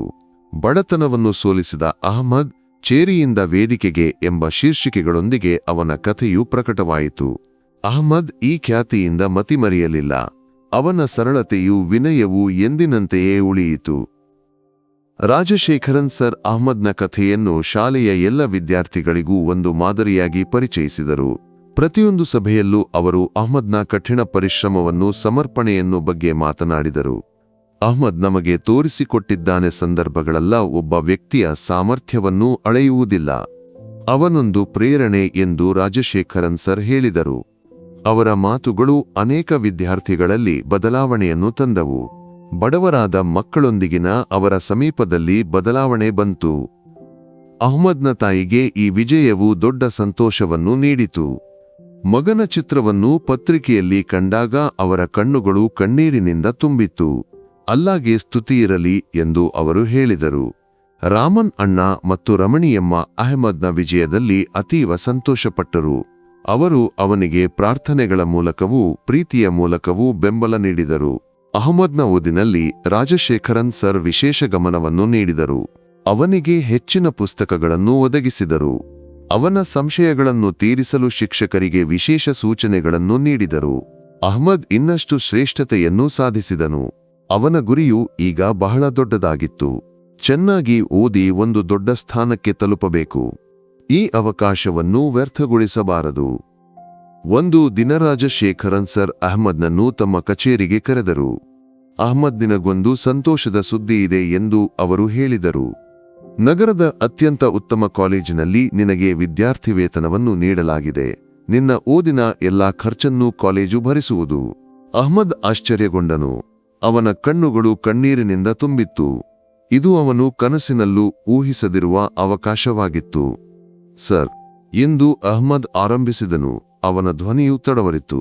ಅಹ್ಮದ್, ಇದು ನಿನ್ನ ಕಠಿಣ ಪರಿಶ್ರಮದ ಫಲ. ನೀನು ಇದಕ್ಕೆ ಅರ್ಹನಾಗಿದ್ದೀಯಾ ಎಂದು ರಾಜಶೇಖರನ್ ಸರ್ ಹೇಳಿದರು. ಇದು ನಿನ್ನ ಜೀವನದಲ್ಲಿ ಒಂದು ಹೊಸ ಆರಂಭವಾಗಿದೆ. ನಿನಗೆ ಇನ್ನೂ ಒಂದಿಷ್ಟು ಎತ್ತರಗಳನ್ನು ತಲುಪಲು ಸಾಧ್ಯವಿದೆ. ಅಹ್ಮದ್ ರಾಜಶೇಖರನ್ ಸರ್ಗೆ ಧನ್ಯವಾದ ಹೇಳಿದನು. ಅವನ ಮನಸ್ಸಿನಲ್ಲಿ ಸಂತೋಷವೂ ಕೃತಜ್ಞತೆಯೂ ತುಂಬಿತ್ತು. ಈ ಅವಕಾಶವು ಅವನಿಗೆ ಒಂದು ಹೊಸ ಜೀವನವನ್ನು ನೀಡಿತು. ಅವನು ತನ್ನ ತಾಯಿಯನ್ನು, ರಾಮನನ್ನೂ ರಮಣಿಯಮ್ಮನನ್ನೂ ಯೋಚಿಸಿದನು. ಅವರ ಪ್ರಾರ್ಥನೆಗಳು, ಪ್ರೀತಿಯು ತನ್ನನ್ನು ಇಲ್ಲಿಗೆ ತಂದಿತೆಂದು. ಆ ನಗರದ ತುದಿಯಲ್ಲಿರುವ ಮರಗಳಿಂದ ಕೂಡಿದ ಒಡ್ಡೋಲಗದ ಹಾದಿಯಲ್ಲಿ ಅವನು ನಡೆದಾಡುತ್ತಿದ್ದನು. ಬೆಳಗಿನ ತಂಪಾದ ಗಾಳಿಯು ಅವನ ಒಡೆದಿರುವ ಶರ್ಟ್ನ ಒಳಗೆ ಇಣುಕಿ ಶರೀರಕ್ಕೆ ತಣ್ಣಗೆ ತಾಕಿತು. ಅವನ ಪ್ಯಾಂಟ್ನ ಮೊಣಕಾಲಿನ ಕೆಳಗೆ ದೊಡ್ಡದಾದ ಒಂದು ಹರಕು ಎಷ್ಟೇ ಹೊಲಿದರೂ ಮತ್ತೆ ಮತ್ತೆ ಹರಿದು ಹೋಗಿತ್ತು. ಕಾಲಿನ ಚಪ್ಪಲಿಗಳಿಗೆ ಹಳೆಯದರ ಗಂಧವಿತ್ತು. ಅವು ಒಡೆಯದಿರಲೆಂದು ಒಂದು ಹಗ್ಗದಿಂದ ಕಟ್ಟಲಾಗಿತ್ತು. ಪ್ರತಿದಿನವೂ ಈ ನಡಿಗೆ ಅವನಿಗೆ ಒಂದು ರೂಢಿಯಾಗಿತ್ತು. ಶಾಲೆಗೆ ಹೋಗುವ ದಾರಿ. ಅವನ ಹೆಸರು ಅಹ್ಮದ್. ಶಾಲೆಯ ಗೇಟ್ ಕಂಡ ಕೂಡಲೇ ಅವನ ಎದೆಯಲ್ಲಿ ಸ್ವಲ್ಪ ಭಯವು ಮೂಡಿತು. ಅಲ್ಲಿ ಸ್ನೇಹಿತರ ಹಾಸ್ಯ ಮತ್ತು ಗೇಲಿಗಳು ಅವನನ್ನು ಕಾಯುತ್ತಿರುತ್ತವೆ. ಅಯ್ಯೋ, ಭಿಕ್ಷುಕ ಅಹ್ಮದ್ ಬರುತ್ತಿದ್ದಾನೆ. ಒಂದು ಧ್ವನಿ ಅವನ ಕಿವಿಗೆ ಚುಚ್ಚಿತು. ನಂತರ ಗುಂಪಿನ ಜೋರಾದ ನಗು. ಇವನೆಲ್ಲ ಶಾಲೆಗೆ ಏಕೆ ಬರುತ್ತಾನೆ? ಇಲ್ಲಿ ಬಂದು ನಮ್ಮ ಗಾಳಿಯನ್ನು ಕಲುಷಿತಗೊಳಿಸಲು? ಮತ್ತೊಬ್ಬನು ಕೂಗಿದ. ಅಹ್ಮದ್ ತಲೆ ತಗ್ಗಿಸಿ ಯಾರ ಕಣ್ಣಿಗೂ ಬೀಳದಂತೆ ತ್ವರಿತವಾಗಿ ನಡೆದ. ಅವನ ಕಣ್ಣುಗಳು ನೆಲಕ್ಕೆ ಅಂಟಿಕೊಂಡಿದ್ದವು. ಅವನ ಜಗತ್ತು ಆ ಚಪ್ಪಲಿಗಳೊಳಗೆ ಸೀಮಿತವಾಗಿತ್ತು. ತರಗತಿಯಲ್ಲಿ ಅವನು ಯಾವಾಗಲೂ ಕೊನೆಯ ಬೆಂಚ್ನಲ್ಲಿ ಕಿಟಕಿಯ ಬಳಿಯ ಖಾಲಿ ಮೂಲೆಯಲ್ಲಿ ಕುಳಿತುಕೊಳ್ಳುತ್ತಿದ್ದ. ಯಾರೂ ಅವನೊಂದಿಗೆ ಮಾತನಾಡುತ್ತಿರಲಿಲ್ಲ. ಯಾರೂ ಅವನ ಪಕ್ಕದಲ್ಲಿ ಕುಳಿತುಕೊಳ್ಳುತ್ತಿರಲಿಲ್ಲ. ಅವನ ಸಾಮೀಪ್ಯವೇ ಅವರಿಗೆ ಒಡನಾಟಕ್ಕೆ ಒಡ್ಡದಂತಿತ್ತು. ಮಧ್ಯಾಹ್ನದ ಊಟದ ಬೆಲ್ ಮೊಳಗಿದಾಗ ಎಲ್ಲರೂ ತಮ್ಮ ಸುಂದರವಾದ ಟಿಫಿನ್ ಬಾಕ್ಸ್ಗಳನ್ನು ತೆರೆದರು. ಬಿರಿಯಾನಿ, ಪರೋಟ, ಮಸಾಲೆ ದೋಸೆಯ ಸುಗಂಧ ತರಗತಿಯಲ್ಲಿ ತುಂಬಿತು. ಅಹ್ಮದ್ ತನ್ನ ಬಟ್ಟೆಯ ಚೀಲದಿಂದ ಒಂದು ಚಿಕ್ಕ ಸ್ಟೀಲ್ನ ಪಾತ್ರೆಯನ್ನು ತೆಗೆದ. ಅದರಲ್ಲಿ ಹಿಂದಿನ ದಿನದ ಕಂಜಿಯೂ ಒಣಗಿದ ಮೀನಿನ ಕರಿಯೂ ಇತ್ತು. ಓಹಿವನು ಕೈದಿಗಳ ಆಹಾರ ತಿನ್ನುವವನು. ಹಿಂದಿನಿಂದ ಯಾರೋ ಕೂಗಿದರು. ಮತ್ತೆ ಗುಂಪಿನ ನಗು. ದುರ್ವಾಸನೆ. ಒಬ್ಬ ಹುಡುಗಿ ಮೂಗು ಮುಚ್ಚಿಕೊಂಡಳು. ಅಹ್ಮದ್ ಒಂದು ಕ್ಷಣ ಸ್ಥಿರವಾಗಿ ನಿಂತ. ಅವನ ಕಣ್ಣುಗಳು ತುಂಬಿ ಬಂದರೂ ಯಾರಿಗೂ ಕಾಣದಂತೆ ತ್ವರಿತವಾಗಿ ಆಹಾರವನ್ನು ತಿಂದು ಮುಗಿಸಿದ. ಅವನ ತಾಯಿ ಯಾವಾಗಲೂ ಹೇಳುತ್ತಿದ್ದಳು, ಮಗನೇ, ತಾಳ್ಮೆಯೇ ದೊಡ್ಡ ಶಸ್ತ್ರ. ಅಲ್ಲಾಹನು ತಾಳ್ಮೆಯಿಂದಿರುವವರ ಜೊತೆಗಿರುತ್ತಾನೆ. ಆ ಮಾತುಗಳು ಅವನಿಗೆ ಶಕ್ತಿಯನ್ನು ನೀಡಿದವು. ಶಿಕ್ಷಕರು ಈ ಗೇಲಿಗಳನ್ನು ಹೆಚ್ಚಾಗಿ ಕಾಣದಂತೆ ನಟಿಸುತ್ತಿದ್ದರು. ಬಹುಶಃ ಇದು ಅವರಿಗೆ ಸಾಮಾನ್ಯ ದೃಶ್ಯವಾಗಿತ್ತು, ಅಥವಾ ಬಡತನದಿಂದ ಬಳಲುವ ಕೂಸಿನ ಸಮಸ್ಯೆಗಳು ಅವರ ಗಮನಕ್ಕೆ ಬರುತ್ತಿರಲಿಲ್ಲ. ಪ್ರಿನ್ಸಿಪಾಲ್ ರಾಜಶೇಖರ್ ಸರ್ ಶಾಲೆಯ ದೊಡ್ಡ ಅಧಿಕಾರಿಯಾವಾಗಲೂ ಮಕ್ಕಳೊಂದಿಗೆ ಸಂತೋಷದಿಂದ ಮಾತನಾಡುತ್ತಿದ್ದ. ಆದರೆ ಅಹ್ಮದ್ನನ್ನು ಕಂಡಾಗ ಅವರ ಮುಖದಲ್ಲಿ ಸ್ವಲ್ಪ ಬದಲಾವಣೆ ಕಾಣುತ್ತಿತ್ತು. ಒಂದು ರೀತಿಯ ಕಿರಿಕಿರಿಯೋ ಅಥವಾ ಉದಾಸೀನತೆಯೋ. ಅಹ್ಮದ್ಗೆ ಎಂದಿಗೂ ಅದನ್ನು ಅರ್ಥಮಾಡಿಕೊಳ್ಳಲು ಸಾಧ್ಯವಾಗಿರಲಿಲ್ಲ. ಅವನ ಮನಸ್ಸಿನಲ್ಲಿ ಒಂದೇ ಪ್ರಶ್ನೆ, ನಾನು ಇಲ್ಲಿ ಏಕೆ ಬರುತ್ತಿದ್ದೇನೆ? ಶಾಲೆ ಮುಗಿದ ನಂತರ ಅಹ್ಮದ್ಗೆ ಮತ್ತೊಂದು ಜಗತ್ತಿತ್ತು. ಸಂಜೆ 4 ಗಂಟೆಯ ಸುಮಾರಿಗೆ ಅವನು ಬಸ್ ಸ್ಟಾಪ್ಗೆ ಓಡುತ್ತಿದ್ದ. ಅಲ್ಲಿ ಅವನಿಗೆ ಒಬ್ಬ ಸ್ನೇಹಿತನಿದ್ದ, ವಯಸ್ಸಾದ ಬಂಡಿಗಾಡಿ ಕಾರ್ಮಿಕ ರಾಮಣ್ಣ.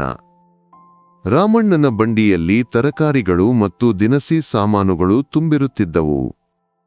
ಅಹ್ಮದ್ ರಾಮಣ್ಣನಿಗೆ ಸಹಾಯಕನಾಗಿ ಸಾಮಾನುಗಳನ್ನು ತಲುಪಿಸುತ್ತಿದ್ದ, ಬಂಡಿಯನ್ನು ತಳ್ಳಲು ಸಹಾಯ ಮಾಡುತ್ತಿದ್ದ. ರಾಮಣ್ಣನ ಸುಕ್ಕುಗಟ್ಟಿದ ಮುಖದಲ್ಲಿ ಮಂದಹಾಸ ಕಾಣಿಸುತ್ತಿತ್ತು. ಮಗನೇ, ಇವತ್ತು ಸ್ವಲ್ಪ ಕೆಲಸದ ಒತ್ತಡವಿತ್ತು. ನೀನು ಬಂದದ್ದು ಒಳ್ಳೆಯದಾಯಿತು. ರಾಮಣ್ಣನ ಆ ಮಾತುಗಳು ಅಹ್ಮದ್ಗೆ ದೊಡ್ಡ ಸಾಂತ್ವನವಾಗಿತ್ತು. ಸೂರ್ಯಾಸ್ತವಾದಾಗ ರಾಮಣ್ಣ ಅಹ್ಮದ್ಗೆ ಒಂದು ಗ್ಲಾಸ್ ಚಹಾವನ್ನು ಮತ್ತು ಒಂದು ತಿಂಡಿಯನ್ನು ಕೊಡಿಸುತ್ತಿದ್ದ.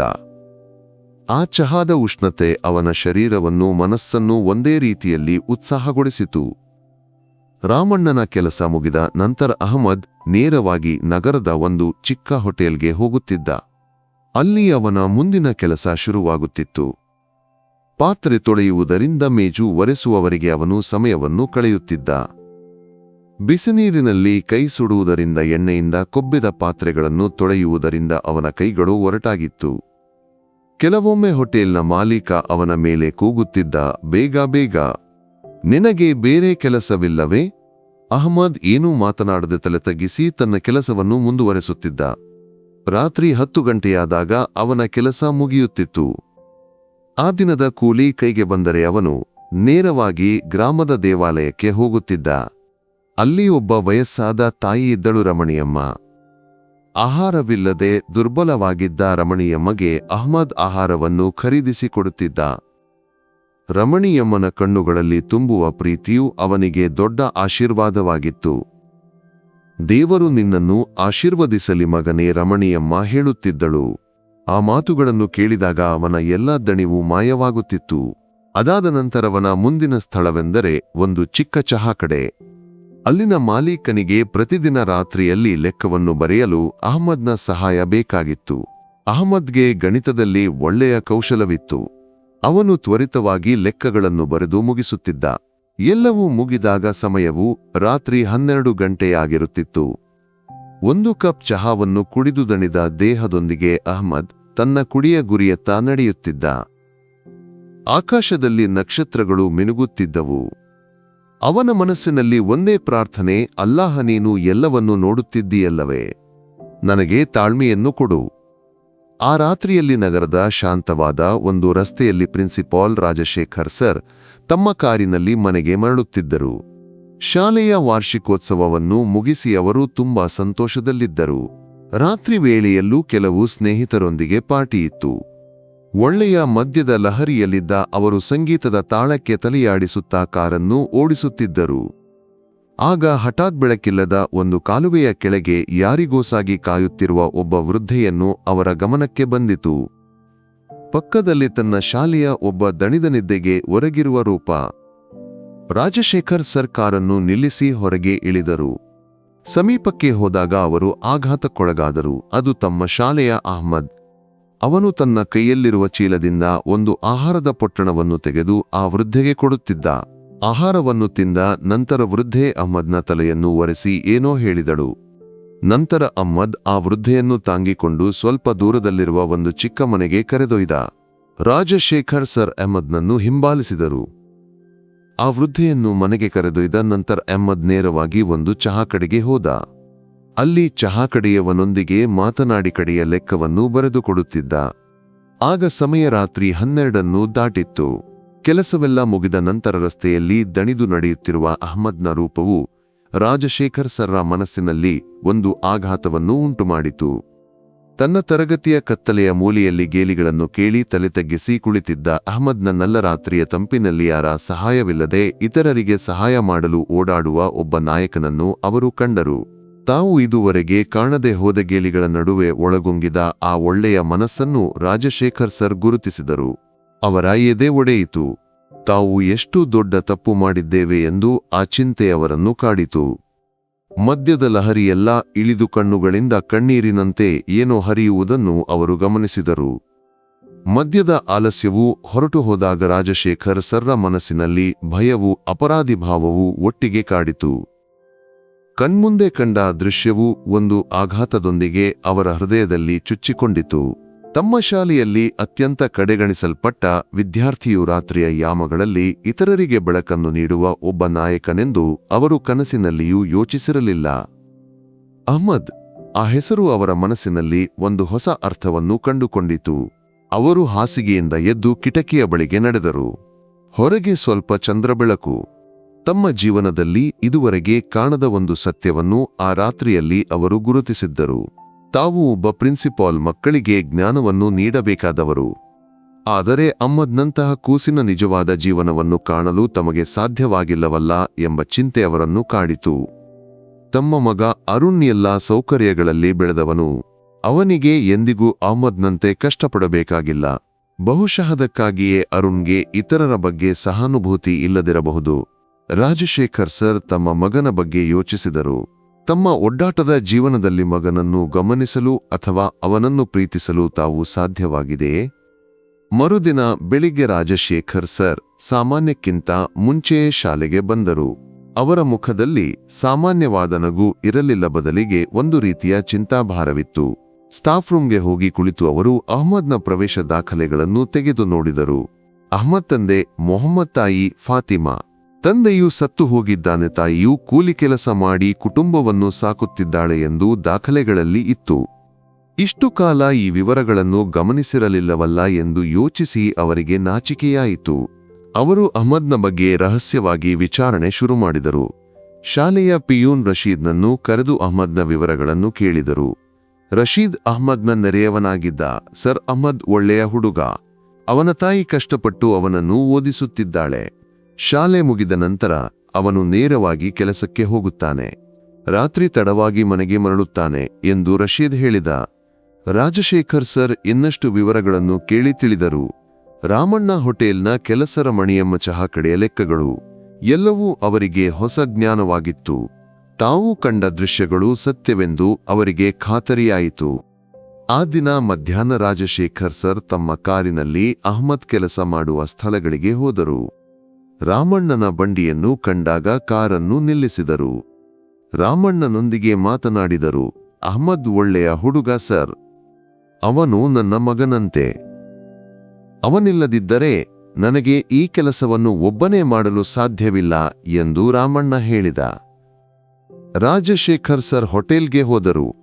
ಹೋಟೆಲ್ನ ಮಾಲೀಕನೊಂದಿಗೆ ಮಾತನಾಡಿದಾಗ ಅಹ್ಮದ್ನ ಶ್ರಮವನ್ನು ಅವನು ಮೆಚ್ಚಿದ. ಅವನಷ್ಟು ಪ್ರಾಮಾಣಿಕತೆ ಇರುವ ಹುಡುಗನನ್ನು ನಾನು ಕಂಡಿಲ್ಲ ಸರ್. ಅವನ ಕುಟುಂಬದ ಬಗ್ಗೆ ಯೋಚಿಸಿದರೆ ನನಗೆ ದುಃಖವಾಗುತ್ತದೆ ಎಂದು ಹೇಳಿದ. ಕೊನೆಗೆ ರಾಜಶೇಖರ್ ಸರ್ ರಮಣಿಯಮ್ಮನನ್ನು ಭೇಟಿಯಾದರು. ರಮಣಿಯಮ್ಮನ ಕುಡಿಯ ಬಾಗಿಲು ತೆರೆದಾಗ ಬಡತನ ಮತ್ತು ಕಷ್ಟದ ಒಂದು ಜಗತ್ತು ಅವರ ಮುಂದೆ ಬಿಚ್ಚಿಕೊಂಡಿತು. ರಮಣಿಯಮ್ಮ ಅಹ್ಮದ್ನ ಬಗ್ಗೆ ತುಂಬಾ ಮಾತನಾಡಿದಳು. ಅವನು ನನ್ನ ಮಗ ಸರ್. ಅವನಿಲ್ಲದಿದ್ದರೆ ನಾನು ಆಹಾರವಿಲ್ಲದೆ ಸತ್ತು ಹೋಗುತ್ತಿದ್ದೆ. ಅವನು ಯಾವಾಗಲೂ ನನಗೆ ಆಹಾರವನ್ನು ತರುತ್ತಾನೆ. ಅವನ ಪ್ರಾರ್ಥನೆಯೇ ನನ್ನ ಶಕ್ತಿ ಎಂದು ರಮಣಿಯಮ್ಮನ ಕಣ್ಣುಗಳು ತುಂಬಿ ಬಂದವು. ರಾಜಶೇಖರ್ ಸರ್ಗೆ ತಮ್ಮ ಕಣ್ಣುಗಳು ತುಂಬುವುದನ್ನು ತಡೆಯಲಾಗಲಿಲ್ಲ. ತಾವು ಇದುವರೆಗೆ ಕಂಡ ಜಗತ್ತು ಎಷ್ಟು ಚಿಕ್ಕದಾಗಿತ್ತು ಎಂದು ಅವರಿಗೆ ಅರಿವಾಯಿತು. ಆ ರಾತ್ರಿ ರಾಜಶೇಖರ್ ಸರ್ಗೆ ನಿದ್ದೆ ಬರಲಿಲ್ಲ. ಅಹ್ಮದ್ನ ನಿಷ್ಕಪಟವಾದ ಮುಖ, ಅವನ ಶ್ರಮ, ಅವನ ದಯೆ ಎಲ್ಲವೂ ಅವರ ಮನಸ್ಸಿನಲ್ಲಿ ತುಂಬಿತ್ತು. ತಾವು ಅಹ್ಮದ್ಗೆ ಮಾಡಿದ ತಪ್ಪುಗಳು ಒಂದೊಂದಾಗಿ ಅವರ ಮನಸ್ಸಿನಲ್ಲಿ ತೆಳೆದು ಬಂದವು. ಗೇಲಿಗಳನ್ನು ಕೇಳಿ ತಲೆ ತಗ್ಗಿಸಿ ಕುಳಿತಿದ್ದ ಅಹ್ಮದ್ನನ್ನು ತಾವು ಕಾಣದಂತೆ ನಟಿಸಿದ್ದು, ಅವನ ಲಂಚ್ ಬಾಕ್ಸ್ನ ಬಗ್ಗೆ ಮಕ್ಕಳು ಗೇಲಿ ಮಾಡಿದಾಗ ತಾವು ಮಧ್ಯಪ್ರವೇಶ ಮಾಡದಿದ್ದು ಎಲ್ಲವೂ ಅವರಿಗೆ ದೊಡ್ಡ ಅಪರಾಧಿ ಭಾವವನ್ನು ಉಂಟುಮಾಡಿತು. ಮರುದಿನ ಬೆಳಿಗ್ಗೆ ರಾಜಶೇಖರ್ ಸರ್ ಒಂದು ಹೊಸ ತೀರ್ಮಾನವನ್ನು ತೆಗೆದುಕೊಂಡರು. ಅಹ್ಮದ್ಗೆ ಕ್ಷಮೆಯಾಚಿಸಬೇಕು. ಅವನ ಜೀವನವನ್ನು ಉತ್ತಮಗೊಳಿಸಲು ತಮಗೆ ಸಾಧ್ಯವಾದ ಎಲ್ಲವನ್ನೂ ಮಾಡಬೇಕು. ಶಾಲೆಯಲ್ಲಿ ಬಡತನದ ಕಾರಣಕ್ಕೆ ಯಾವ ಕೂಸು ಗೇಲಿಗೊಳಗಾಗಬಾರದೆಂದು ಖಾತರಿಪಡಿಸಬೇಕು. ಅವರು ತಮ್ಮ ಕಚೇರಿಗೆ ನಡೆದರು, ಒಬ್ಬ ಹೊಸ ಮನುಷ್ಯನಾಗಿ, ಹೊಸ ಚಿಂತನೆಗಳೊಂದಿಗೆ. ಮರುದಿನ ಬೆಳಿಗ್ಗೆ ರಾಜಶೇಖರ್ ಸರ್ ಶಾಲೆಗೆ ಬಂದರು. ಅವರ ಮನಸ್ಸಿನಲ್ಲಿ ಒಂದು ಹೊಸ ದೃಢ ನಿಶ್ಚಯವಿತ್ತು. ಅಹ್ಮದ್ನನ್ನು ಭೇಟಿಯಾಗಬೇಕು, ಅವನೊಂದಿಗೆ ಮಾತನಾಡಬೇಕು, ತಾವು ಮಾಡಿದ ತಪ್ಪುಗಳಿಗೆ ಕ್ಷಮೆಯಾಚಿಸಬೇಕು. ಆದರೆ ಹೇಗೆ ಶುರು ಮಾಡಬೇಕೆಂಬುದರ ಬಗ್ಗೆ ಅವರಿಗೆ ಯಾವುದೇ ತಿಳಿವಿರಲಿಲ್ಲ. ತರಗತಿ ಶುರುವಾಗುವ ಮೊದಲೇ ರಾಜಶೇಖರ್ ಸರ್ ಅಹ್ಮದ್ನನ್ನು ತಮ್ಮ ಕಚೇರಿಗೆ ಕರೆಯಿಸಿದರು. ಪಿಯೂನ್ ರಶೀದ್ ಅಹ್ಮದ್ನನ್ನು ಕರೆಯಲು ಹೋದಾಗ ತರಗತಿಯಲ್ಲಿ ಸ್ವಲ್ಪ ಗುಸುಗುಸು ಶುರುವಾಯಿತು. ಅವನ ಶುಲ್ಕವನ್ನು ಕಟ್ಟಿರಲಿಕ್ಕಿಲ್ಲ. ಒಬ್ಬ ವಿದ್ಯಾರ್ಥಿ ಗುಸುಗುಸುನಾಡಿದ. ಅಥವಾ ಯಾವುದೋ ಕಳ್ಳತನದ ಕೇಸ್ನಲ್ಲಿ ಸಿಕ್ಕಿಬಿದ್ದಿರಬೇಕು. ಇನ್ನೊಬ್ಬನು ಗೇಲಿ ಮಾಡಿದ. ಅಹ್ಮದ್ ಎಂದಿನಂತೆ ತಲೆ ತಗ್ಗಿಸಿ ಯಾರ ಕಣ್ಣಿಗೂ ಬೀಳದಂತೆ ತರಗತಿಯಿಂದ ಹೊರನಡೆದ. ಅವನ ಮನಸ್ಸಿನಲ್ಲಿ ಭಯವಿತ್ತು. ಪ್ರಿನ್ಸಿಪಾಲ್ ಏಕೆ ತನ್ನನ್ನು ಕರೆದಿದ್ದಾರೆ? ತಾನು ಏನಾದರೂ ತಪ್ಪು ಮಾಡಿದೆಯೇ? ಕಚೇರಿಯ ಬಾಗಿಲಿಗೆ ಬಂದಾಗ ಅಹ್ಮದ್ ಒಂದು ಕ್ಷಣ ನಿಂತ. ಬಾಗಿಲನ್ನು ತೆರೆದು ಒಳಗೆ ಕಾಲಿಟ್ಟಾಗ ರಾಜಶೇಖರ್ ಸರ್ ಕುರ್ಚಿಯಿಂದ ಎದ್ದು ಅವನನ್ನು ನೋಡಿದರು. ಅವರ ಮುಖದಲ್ಲಿ ಎಂದಿನ ಗಂಭೀರತೆಯೋ ತಿರಸ್ಕಾರವೋ ಇರಲಿಲ್ಲ. ಬದಲಿಗೆ ಒಂದು ರೀತಿಯ ದುಃಖ ಮತ್ತು ಅಪರಾಧಿ ಭಾವವು ಕಾಣುತ್ತಿತ್ತು. ಅಹ್ಮದ್ದೊಳಗೆ ಬಾ ಕುಳಿತುಕೋ, ರಾಜಶೇಖರ್ ಸರ್ ಮೃದುವಾಗಿ ಹೇಳಿದರು. ಅಹ್ಮದ್ ಆಶ್ಚರ್ಯಗೊಂಡ. ಪ್ರಿನ್ಸಿಪಾಲ್ ತನ್ನೊಂದಿಗೆ ಇಷ್ಟು ಪ್ರೀತಿಯಿಂದ ಮಾತನಾಡುವುದು ಇದೇ ಮೊದಲು. ಅವನು ನಿಧಾನವಾಗಿ ಕುರ್ಚಿಯಲ್ಲಿ ಕುಳಿತ ತಲೆ ತಗ್ಗಿಸಿ ಕೈಗಳನ್ನು ಕಟ್ಟಿಕೊಂಡ. ಅಹ್ಮದ್, ನಾನು ನಿನ್ನೊಂದಿಗೆ ಒಂದು ವಿಷಯವನ್ನು ಮಾತನಾಡಬೇಕಿದೆ. ರಾಜಶೇಖರ್ ಸರ್ ಮಾತನ್ನು ಶುರು ಮಾಡಿದರು. ನಾನು ನಿನ್ನಿಂದ ಕ್ಷಮೆಯಾಚಿಸಲು ಬಂದಿದ್ದೇನೆ. ರಾಜಶೇಖರ್ ಸರ್ ಮಾತುಗಳಿಗಾಗಿ ತಡಕಾಡಿದರು. ಅಹ್ಮದ್ ತಲೆ ಎತ್ತಿ ಅವರನ್ನು ನೋಡಿದ.